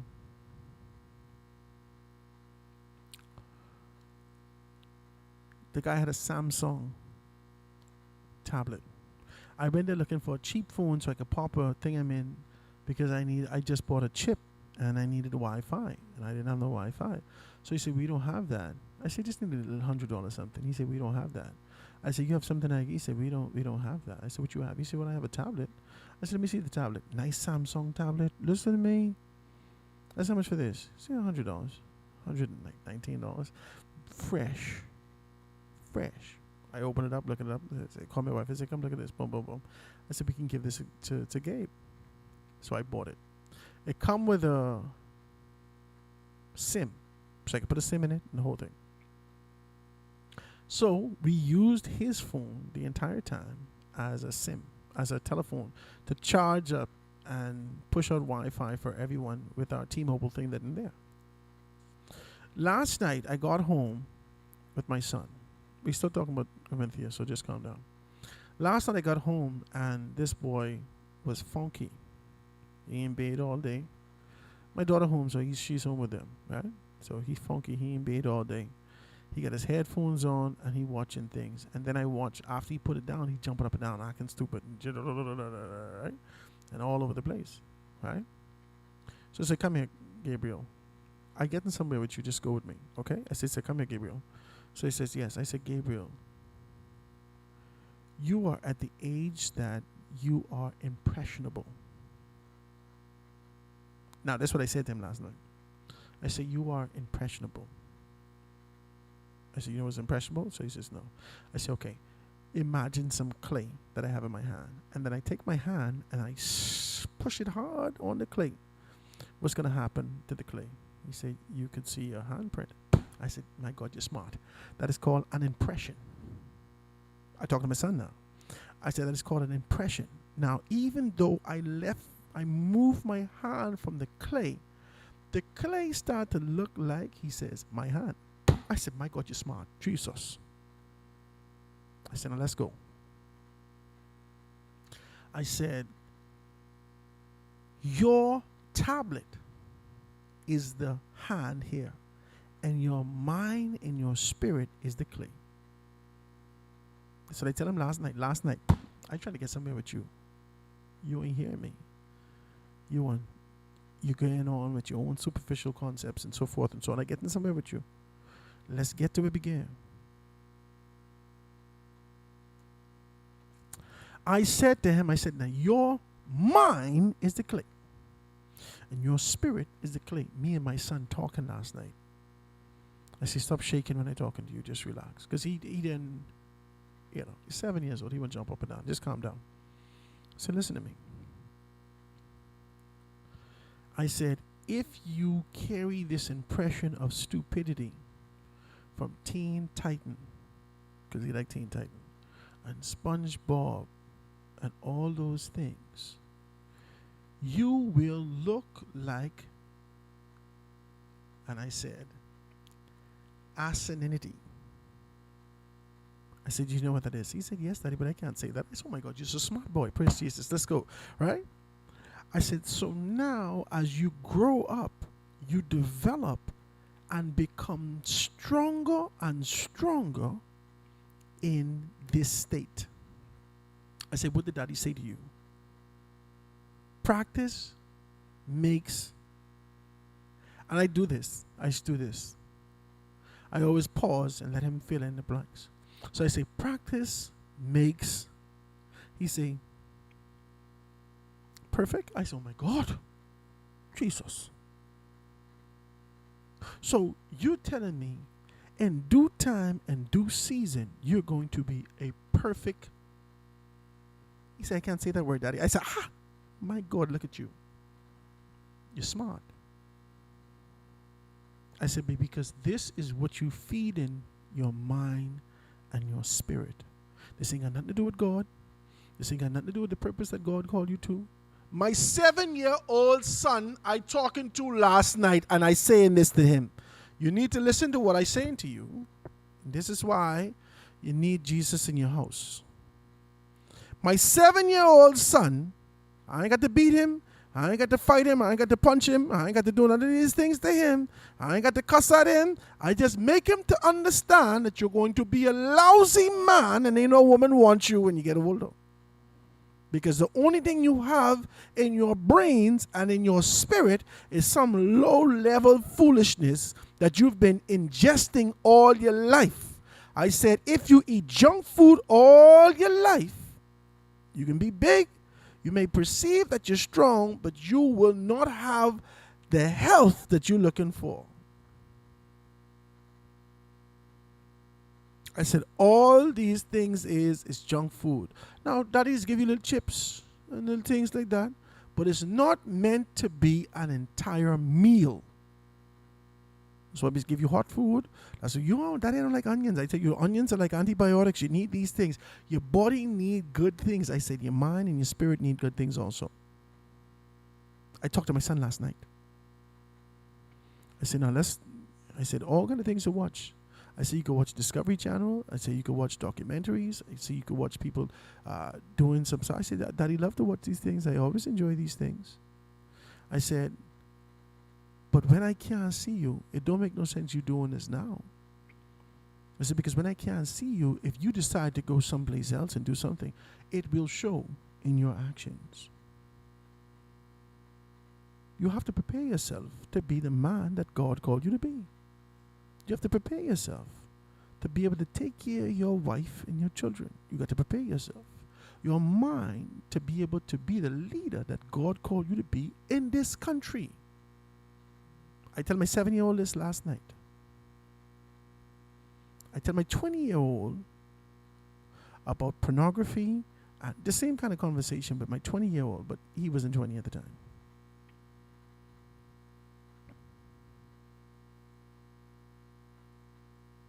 Sexual assault will not stop in this country because the part of fathering, part of parenting, has been relegated to social media. I just told you yesterday, I'm not unfamiliar with porno. Day before yesterday, I'm not unfamiliar with porno. The accessibility that exists in these particular spaces and the fact that you could be able to access it on your telephone and all these particular things is one of the, because it was such a secret when I was younger and we had access to it, it placed me in a bad space. This is not what I'm called to. But it take me with clarity and time with the Holy Spirit to know why. What are you doing? What are you getting out of this? Where are we going with this? There's no productivity in this. This what you're doing before we even identify this as sin, which it is. What the hell are you doing? Why would you do this? I explain and convey this to my children. My son, 20-year-old, was fighting his sister, who's 2 years younger than him, when they was maybe about 5, 6. And she's saying, stop, Destin, stop. And he would not stop. And I grab him and throw him in the corner. Whenever a woman says stop, from now till the rest of your life, stop. Whenever a woman says stop, now to the rest of your life, stop. Don't you ever do that again. I don't have to tell him about rape and all that at 6 years old. He just need to know, stop. Our children are learning and they are ingesting relentless and perpetual sex images, conversations, ideas, commercialism, sex, entertainment, music, art, everything, sex, flooding your mind, sex, all day, sex. They've now equated this concept and idea that to ascend to manhood and to ascend to adulthood in our society, you got to have sex. You get your virginity taken, you are now an adult. All you is a stupid child with no more virginity. Sex. A relentless and perpetual, unquenchable appetite for sexual pleasure and deviance that exists in our society, that's perpetuated in our music, that is as a result of our inebriation, where we drink so much as a society, that is accepted. We whine to it, we dance to it, we reject the idea when we watch the people on the internet and on the phone and all these places. We're watching these things and we're checking it out and doing these things. And all we say is, oh, the little girl missing. Right now she's going to get looking for a man, wet boyfriend. She 15, you know she juicing. These type of things that people say. You reject the idea of the order of righteousness in your society because of your inebriation, because of alcoholism, because of the conditioning that exists in these particular spaces, because you've relegated this sort of an idea and yielded your strength to be able to make a change to Belial.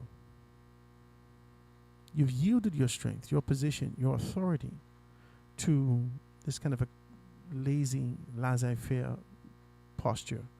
Well, what you want to do? Everybody doing it. Everybody doing it. That's what you like to say, that everybody doing it. Everybody doing it. You got your children coming. I remember when I used to go to the beach with girls when I was young. We and the boys sitting down saying, maybe we can see who got a big bongie today. When we was young, we say, you know what? Today may be the day we can see who got a big bongie. When the girls come to the beach, they got on jeans, pants, and long shirt and all kind of things. Oh, Jesus, we can't see none of these guys have nothing. Huh? And then if they go in the water, they can't even wet their hair. Well, what the hell we come on the beach for? When we was in school. They got on short jeans, pants, and big t-shirt. They was afraid to show themselves. It was taboo to show themselves in bikini and French cut bikini and thong bikini and all there. Woo, Jesus, it's a problem. You can't go on the beach like that.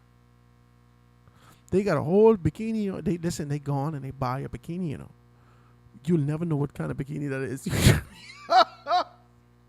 They got on all kind of t-shirt on top of that. Yeah? You may, listen, some of them was a little forward. So they zip the pants down and pull up. You could see the color of the bikini, but you can't see nothing. Because the time that we come up from, this ain't how you just do it. Not now. Not now. The clothes, and I realized that over my last holiday, little vacation when I take with my family. These manufacturers are not making these clothes for black girls.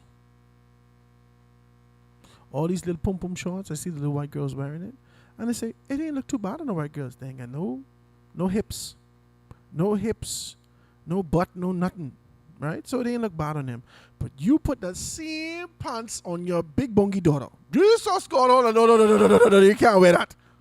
But they don't see no difference because the manufacturer made it. It didn't look bad on Amber, but when you put it on Keisha, it's a problem. But Keisha doesn't know, okay, this is inappropriate. All she knows is this defense and saying, I should be able to wear what I want to wear without arousing your sexual appetite to try to lunge at me. Yeah, it's a good argument to make if you won't be able to be in a debate. But if you're in a life or death situation, if you're in a situation or an environment, you have to take a consideration of how you approach that environment. That's it. That's it. And it's hard to convey that to a younger generation who doesn't see separation in these environments. They don't know, okay, when we were younger, we knew going out clothes, yard clothes. We knew that. We had going out shoes, we had yard shoes. And then we had church shoes. Okay? You knew that. You knew when you went to church, you had a particular attire that you needed to wear and present yourself accordingly. Even if you never brush your hair, you knew that going to church, you needed to present yourself accordingly, brush your hair, and wear your church shoes to church. Put on a necktie. You knew that when you were going out, you had your little fresh clothes on, your jeans, your this, your that. These was going out clothes. You never wear them in the yard. And then you had your yard clothes, all bust-up clothes you could roll around in the grass and go play basketball in and sweat up and stink up and whatever the case may be. We knew that there was a separation and a segregation that existed in these particular spaces so we could present ourselves according to the environment that we went to. We knew that. We knew that. We knew that. Not now. Not now. You got your silk cap on and your slippers with your pajamas on on Delta Airline. You need to stop it in Jesus Christ's name. You need to stop it. How the hell you come to your house like this? There, whatever lines that existed that separate these things. Listen, when you was going on vacation, all your going out clothes that you ain't never wear, you wear going away. You didn't need to wear that. You didn't need to wear that. You going away to get new clothes. Why you wearing new clothes to go out? Because you represent your family. You represent yourself. You got to look fresh when you go out. Huh? Clean. New haircut. Your teeth clean. You smell good. Oh, God. We going away.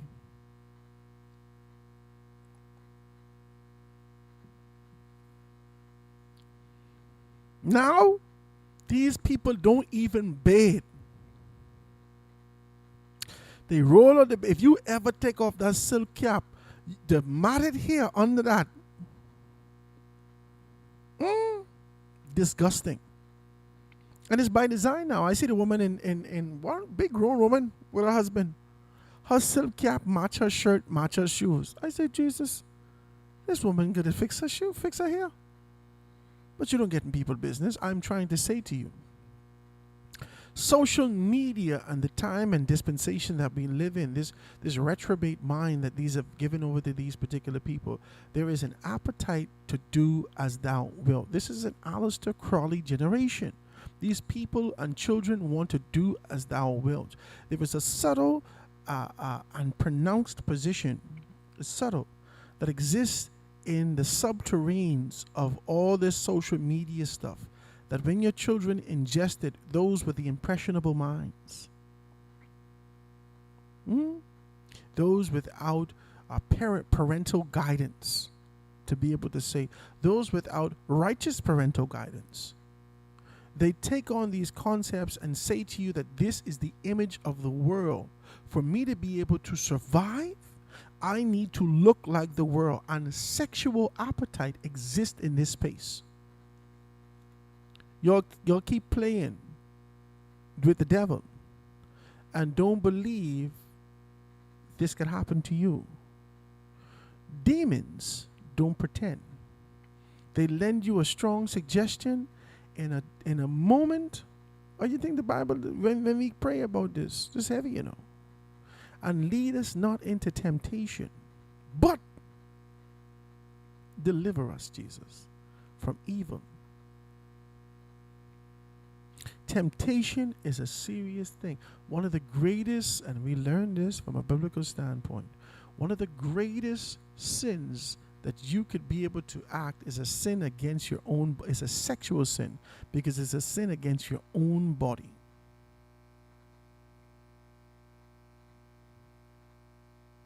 Whether that's masturbation, whether that is sexual perversion, whether that's bestiality, whether that's homosexuality, whether that is promiscuity, whatever these aspects are, it is going against your existence, your flesh, your position. You don't want to hear that. You don't have this kind of a conversation. It don't matter who Arinthia Komalafe hold hands with and sing Kumbaya to stop the little children from trying to do these particular things.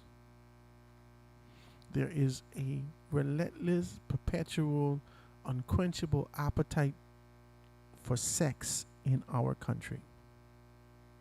And if you don't explain to your children that your value is more than what exists externally, than the pleasure that you can give a man or the pleasure that you receive from a woman, your value is greater than that. I'm telling you, man, I just want you all to know, I had very serious conversations with my children who are 18 years old. When I was 18 years old, I was falling in love with this boy mother. And I like her so bad. She was, nice and green, praise Jesus. I like that. I said, this is a good woman to grow my children with. She's a good, decent woman. And her daddy didn't tell me take care of her. Jesus. Time I was 20, 21, I didn't engaged to this woman. I then come back from Cuba. I then get a job. I put my money aside to be able to marry this woman. I was in love. And every time I say that, she said, what do you mean was in love? I said, well, depending on the day now, I make a determination whether or not I'm in love anymore. Amen? Now, if it's Sunday and you're cooking, I love you, Jesus. Praise God. If it's Sunday and you're cooking, praise God. My God, because she could cook. Oh, she ain't 12.5 pounds no more. She's about 14 pounds. But my God, she could cook. Jesus, she could cook. Only thing I tell her, baby doll, stop putting these pine tree in my rice. Huh? You got the whole pine forest in my rice. She take the whole time and throw it in there. She said, that's just for the fly. I said, listen, baby, I watch the Jamaicans make it on TikTok. They just tie it together. She said, I don't do it like that. I said, listen, baby, take the pine trees out of my rice. But delicious, ooh, my God. I love you on Sunday.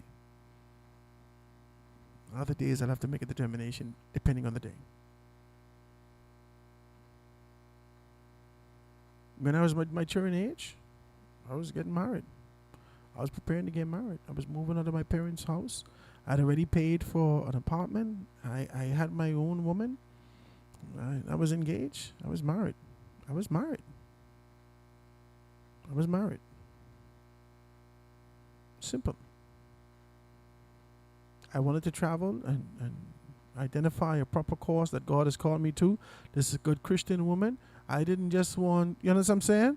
This wasn't about sex.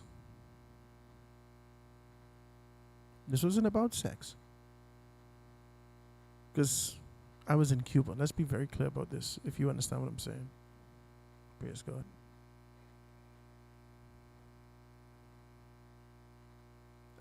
I wanted to do the righteous thing. I wanted to do the right thing. If you don't instill that in your children, they will always look for somebody to juice. Because no one told them that there's value beyond that. The value extended or extends to their privates. That's it. Brenthia Komalafe, I feel you by being able to talk about this. But there is a sexual appetite that exists in this country. In the Family Islands, in the city of Nassau, everybody wants juice each other. That's it. That's the order of the day. The spirit in church higher, not for Jesus Christ, but for juicing. You in church looking around to see, Jesus, look at the little thing right there. My God. In church. You distracted. Relentlessly. The gals come in church on Sunday morning smelling like Saturday night. And they don't know that synthetic weave is carry all that black and mild scent and all that dope scent in your hair when you pass me. And you won't look like you saved. And all your hair smell like the club. A pursuit of pleasure and sex. That's what you want. Nobody fighting you. The jingle come out here and say, who gonna hold hands? The same people you holding hands with, watching porno. The same people you won't hold hands with. People of the congregation, people of this, people of that. These men watching porno and masturbating at 50. There needs to be a come to Jesus moment for people to understand that your call is greater than this in life. Ain't nobody can ever do anything to go against their own comforts in their body without understanding that there is a greater objective. If we as a nation don't make people to understand that there is a greater call on your life, if we as a nation don't make the people to understand that there's a greater call on your life, you will always go at the low-hanging fruit, which is juicing and sex, and that's what it is. So that's that. All right. Now, we didn't find out through all of those particular things, but I encourage you to be able to make that move and make that step. All right. Now, let's get to the meat and potatoes. We got 20 minutes to have this kind of a conversation. All right. Hubert Alexander Ingram.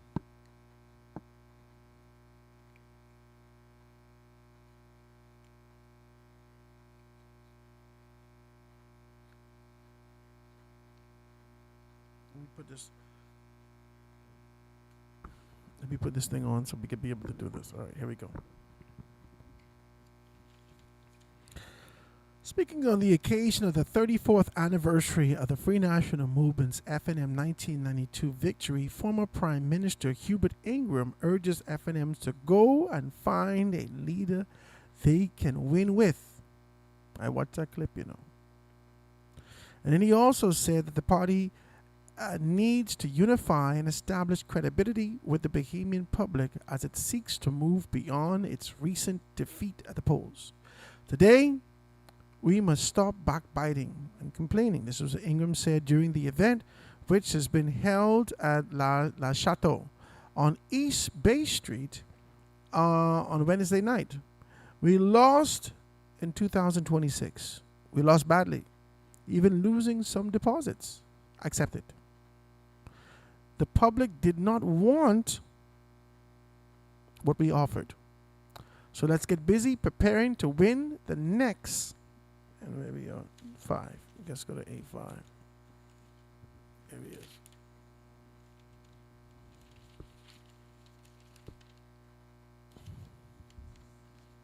Hold on. Let's get busy preparing to win the next time. That's what he says. He says, let's go in search of and let's find all those FNMs who have stayed or gone silent, who have strayed or gone silent. That's, oh no, Jesus. Let me highlight these things. Let's find all those FNMs who have strayed or gone silent. Does it mean put an asterisk right here?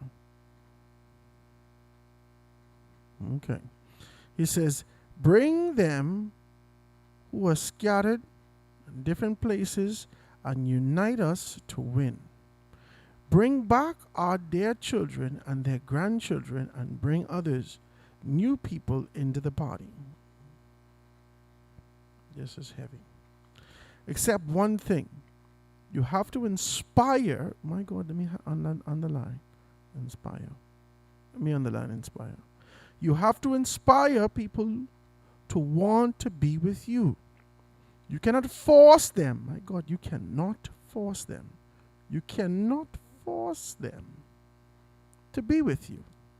And you cannot lie. I adding these things to your words, Ingram. Sorry, we can talk about that. Cecil Wallace Whitfield was a damn good man. That's what he said last night. I watched the thing. He said he was a damn good man, but he couldn't win. Kendall Isaacs was a good man, but he couldn't win. I had to say it like that. Win, right? He says he could not win. They decided themselves. They decided that they could not win. They looked for somebody who could win. He talking about himself now. He pulled himself in that. Your job is to find who could win for you. Whoever that is. This is heavy. But Hubert Ingram is saying. Ingram also said, when our record in government is compared to our opponents, we do very well. FNM governance has been good for the Bahamas. Let's do it again. This is Texas coming. Well, this is information that we're reading. The Progressive Liberal Party, led by the Prime Minister Philip Brave Davis, was re-elected in general elections in May. The first incumbent party to win an election since the Ingram-led FNM in 1997. With its current leader, Michael Pintard, the Free National Movement won just 8 of 41 seats in the House of Assembly. The defeat has raised questions about the party's way forward, and it has inevitably failed to resonate with the Bahamian voters. Leadership questions have emerged in the months since the election, but the party has said it will not hold a convention until next year. Ingram said that the Free National Movement has a formidable history as a government that worked to transform the Bahamas. He pointed to the electrification of the Family Islands and had still been without power supply, the liberalization of the communication sector, the expansion of the telecommunications throughout the country, healthcare improvements, major roadwork projects, and the redevelopment of the Nassau the New Providence Airport and Seaport, among other things. The Free National Movement won 4 of the 8 general elections held since 1987. This is what Ingram government noted. It says clearly the FNM is an entity that is acceptable to the Bahamian people as a government, of course. This is when the FNM offers acceptable programs, credible messengers, and inspiring leadership, it will win. Mother's sick. Hold on, this is a lot. When the FNM offers acceptable programs, that's one. Acceptable programs, because they offer that. Credible messages, that's 2. And inspiring leadership, that's 3. It wins the election. Hold on now. Hold on. So are you saying to me that Minnis offered inspiration to the Bahamian people? Because the narrative is indicating that Minnis won as a result of the rejection of Perry Gladstone Christie. But are you saying to me that based upon this formula that he offered an acceptable program, credible message, and he was an inspiring leader? I said I would know. So he goes on to say that there is nothing magical that has not been done for us to win again. But firstly, we must determine that we want to win. That's good. We must have a common goal. We must have a common message. We must be united in our resolve to win. We must convince the public that we care about them and not just ourselves. Mother's sick. Ingram, you hitting all the notes. Praise Jesus. And we must be credible. Ingram pointed to the persistent pattern of the election losses that follow the periods of turmoil with the party and said that the spirit of 1992 needs to be recaptured. No, Ingram, I disagree with you. Ingram, stop it.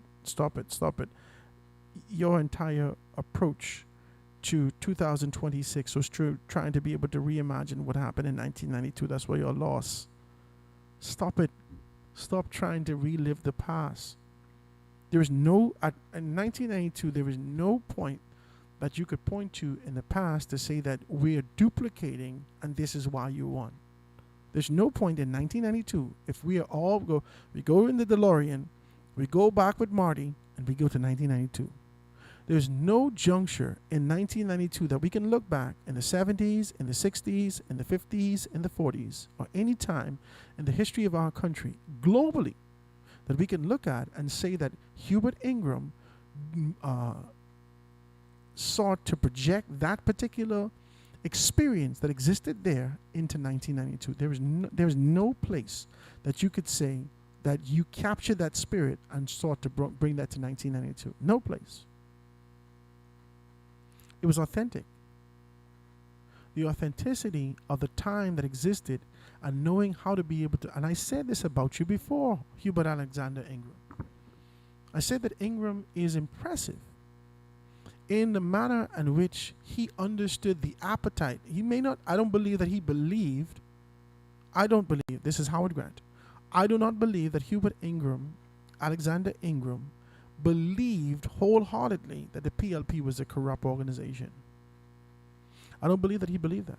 He was a part of the organization. He knew the spoiled apples associated with it. He knew where some of the ill intent may have existed. He knew that there was a bubbling appetite for people to get more, but as an organization, I don't believe that he saw the PLP as a corrupt organization. I don't believe that. I don't believe that. I do not believe that.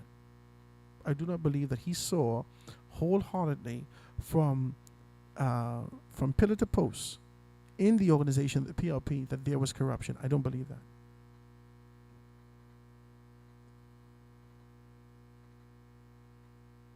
But I do believe that Hubert Ingram was smart enough and he recognized that there was a social appetite across the board that even existed in the PLP, and those members who were staunch and nationalists at heart understood that there was something peering off that there was kind of peering off and sliding off course as an organization. I believe that he believed that. I believe that he understood why the Dissident A did what they did. I believe that this was the unraveling and a prime opportunity. These people were free PLPs. They didn't reject the idea of the organization entirely. They understood foundationally that the PLP had the elements of being able to see the country move in the proper direction. I believe that. And Hubert Ingram was a part of this. I believe that. Hubert Ingram was smart enough to understand, how do I now capitalize on this disdain? How do I capitalize on the sentiments being levied against the PLP to my advantage? Whether he used those words, that concept, he did that. And instead of being able to jump on the bandwagon and say the PLPs are thieves, all he did was create a message to inspire you. This is the government in the sunshine. This is a matter of trust. This is where transparency lives. He didn't have time to tell you about what you already knew in the PLP. You were already convinced that the PLP are thieves and hogs and this and that. You were convinced with it. He don't need to convince you any further. You're convinced. He needed to provide you an alternative. This dispensation of F&M people, as much as I say that on the air, y'all cuss me out for it, and Hubert Ingram come right there and say the same thing. Y'all never inspire nobody. Hubert Ingram tell y'all you can't thief an election. Y'all come back and say, the hell but Hubert say, you could thief the election, you gotta watch these people. That is not what he did in 1992. He didn't have time to tell you that PLP is thief in 92. He needed to inspire you.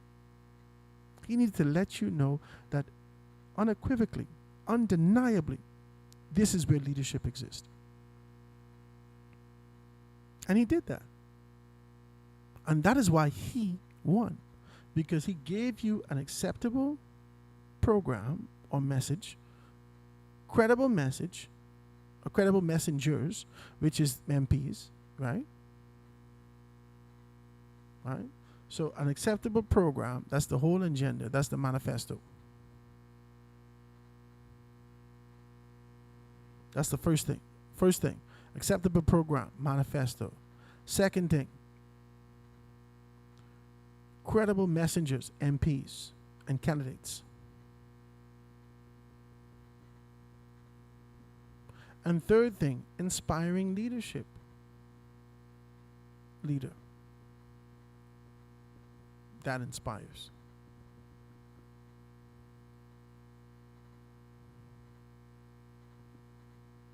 Hubert Ingram knew this, and he had an undeniable formula. He had a strong manifesto. He identified and scrutinized each one of the members of parliament and fed them his vision and saw how they fit in with that particular vision and gave them opportunities. He was a serious man. He's a qualified man. These were capable men. These were passionate men. And he strategically put them in position. Absolutely undeniable. And he knew how to inspire. He didn't come out here telling you the PLP is thief and hogs. He said, this is where you could trust. This is a matter of trust. The Free National Movement is an organization that will be doing this, and this. And he kept banging home to you, not about what you already knew, but what about you didn't know. You didn't know that there was an alternative. You did know that there was an option. The Free National Movement did not do that in 2026. They did not do that at the by-election for Golden House. They did not do that for the by-election for West Grand Bahama. The Free National Movement did not do that in those particular spaces.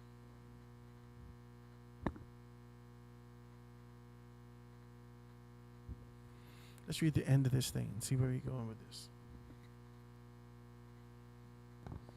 And so he says, we were united. This is what he said in 1992. Let's recapture that. We were united. It's important that we visit It's important that we visited and campaigned everywhere. We settled on our message and our messengers. We held rallies in the alleys. We campaigned on the street corners. We talked to everyone, and we won. The spirit of 1992 was special. And the spirit and in that spirit, it is a spirit that the party must today recapture. It is a spirit of can do, of yes we can. Importantly, in government, we implemented our campaign promises. We changed the narrative, and today's modern Bahamas was set and trained. The only thing I disagree with him with is that you have to be able to recapture a time, the energy or a feel of a particular time. That was an authentic thing that happened in 1992. Nowhere else in the country we could have been able to see that happened. It happened in 1992. It was designed for 1992. No need to duplicate that or replicate that. The leader that you talked about, that inspires, needs to be able to understand that this is a vision that needs to be cast out there to make some things happen. Let's just be clear about that. The vision, the leader needs to be able to cast a vision about the prospects and the ideas of tomorrow that can be held. Hubert Ingram was boss at doing that. And it surprised me to say that he believed that you should go to some people and talk to them about those things. It surprised me that he says that. And maybe it only surprised me because I keep thinking about myself. I said, they never come talk to me.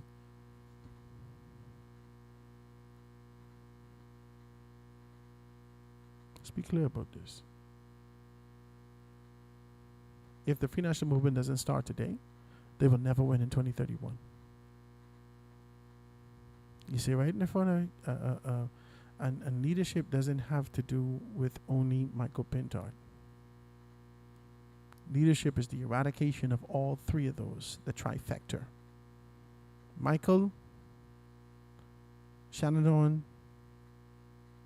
Dwayne, all have to go.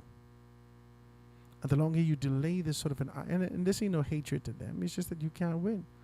Cecil was a damn good man. Kendall was a damn good man. But they couldn't win. And at some point, you're going to have to know that I'm a damn good man. Dwayne Sands. At some point, you're going to have to know, Shannon Dawn, you're a very good man. But as it relates to being able to carry your organization to victory, none of you, collectively or individually, have what it takes to take him over that threshold. You did not inspire. You didn't find messengers with a credible message. And you didn't find, you didn't have an acceptable program. You just didn't. Not one of those things you focused on. The one thing that you focused on is the idea of eradication. You're unified on the idea of eradication of former leadership. That's it.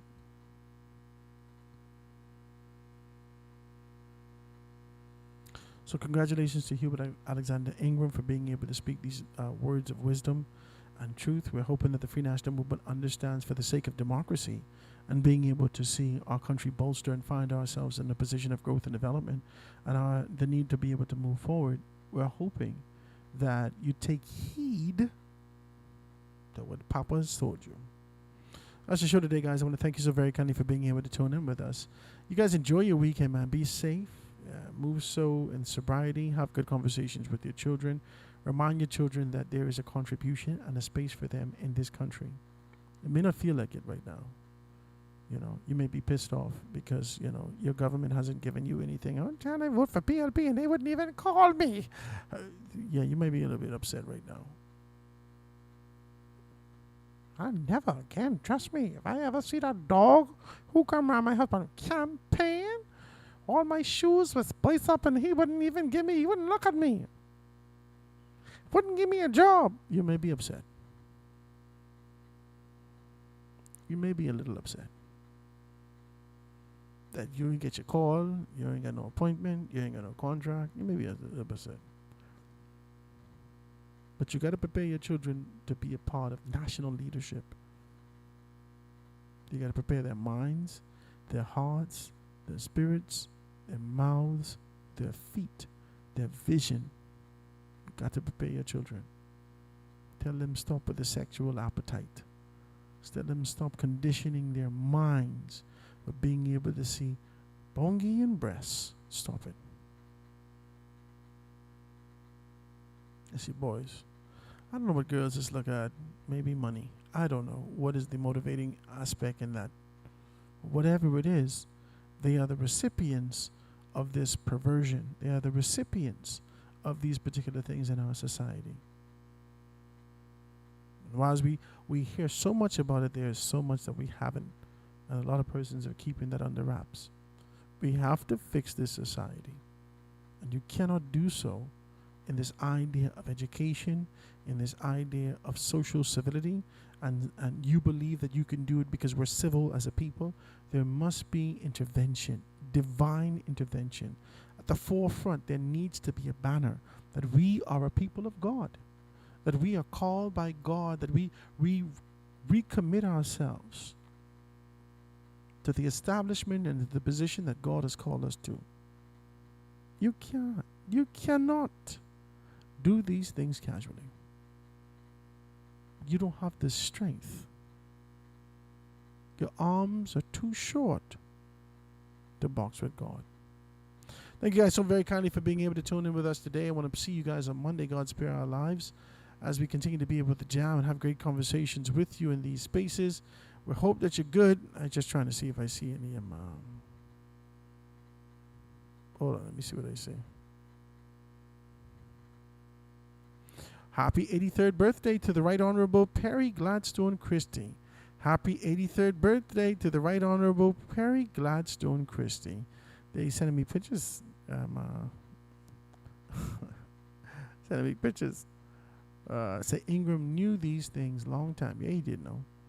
There's a text is coming through.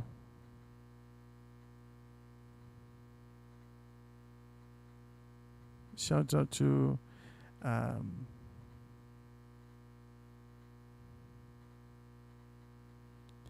A+ general contractors. Shout out to A+ general contractors and being able to do everything that they're doing in these particular areas, right? Guys, all the absolute best. We're going to see you on Monday. God spare our lives right here on The Foundation.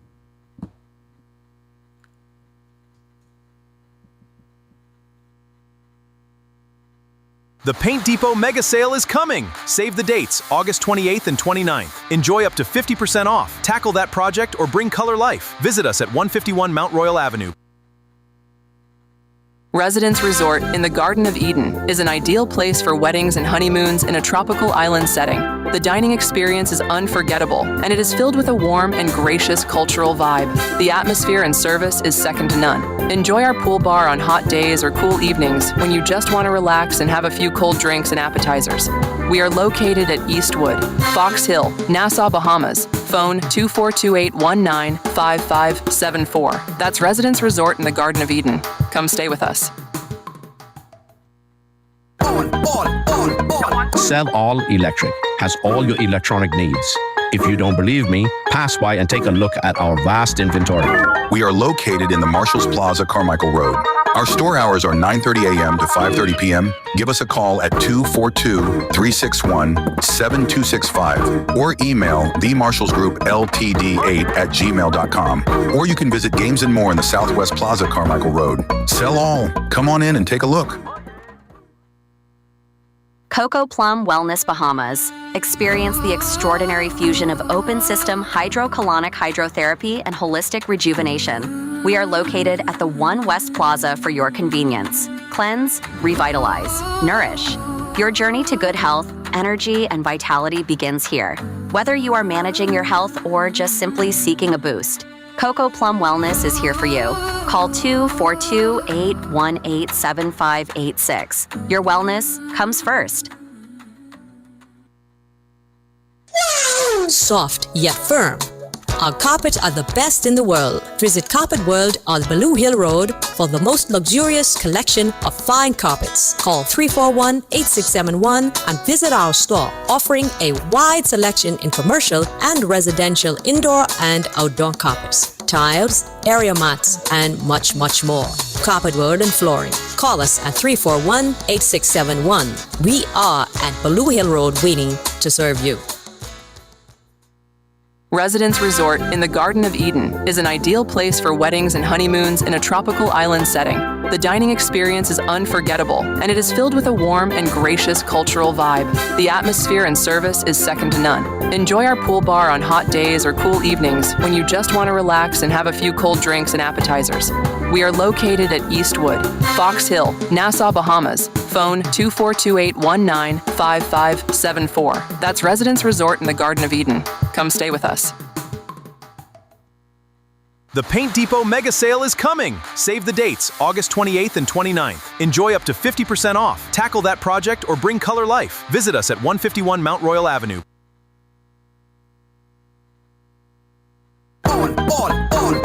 Sell All Electric has all your electronic needs. If you don't believe me, pass by and take a look at our vast inventory.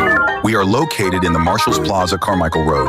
Our store hours are 9:30 a.m. to 5:30 p.m. Give us a call at 242-361-7265 or email themarshallsgroupltd8@gmail.com. Or you can visit Games and More in the Southwest Plaza, Carmichael Road. Sell all. Come on in and take a look. Coco Plum Wellness Bahamas. Experience the extraordinary fusion of open system hydrocolonic hydrotherapy and holistic rejuvenation. We are located at the One West Plaza for your convenience. Cleanse, revitalize, nourish. Your journey to good health, energy, and vitality begins here. Whether you are managing your health or just simply seeking a boost, Coco Plum Wellness is here for you. Call 242-818-7586. Your wellness comes first. The Paint Depot Mega Sale is coming! Save the dates, August 28th and 29th. Enjoy up to 50% off. Tackle that project or bring color life. Visit us at 151 Mount Royal Avenue.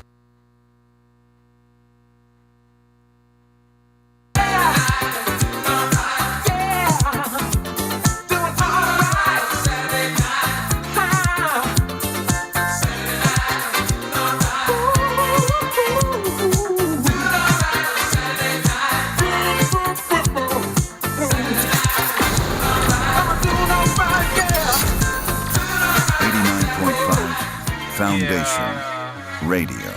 K. Michelle. Hey, Miss Says. You know the deal. Hits committed. He's so bad, I hate to see him come.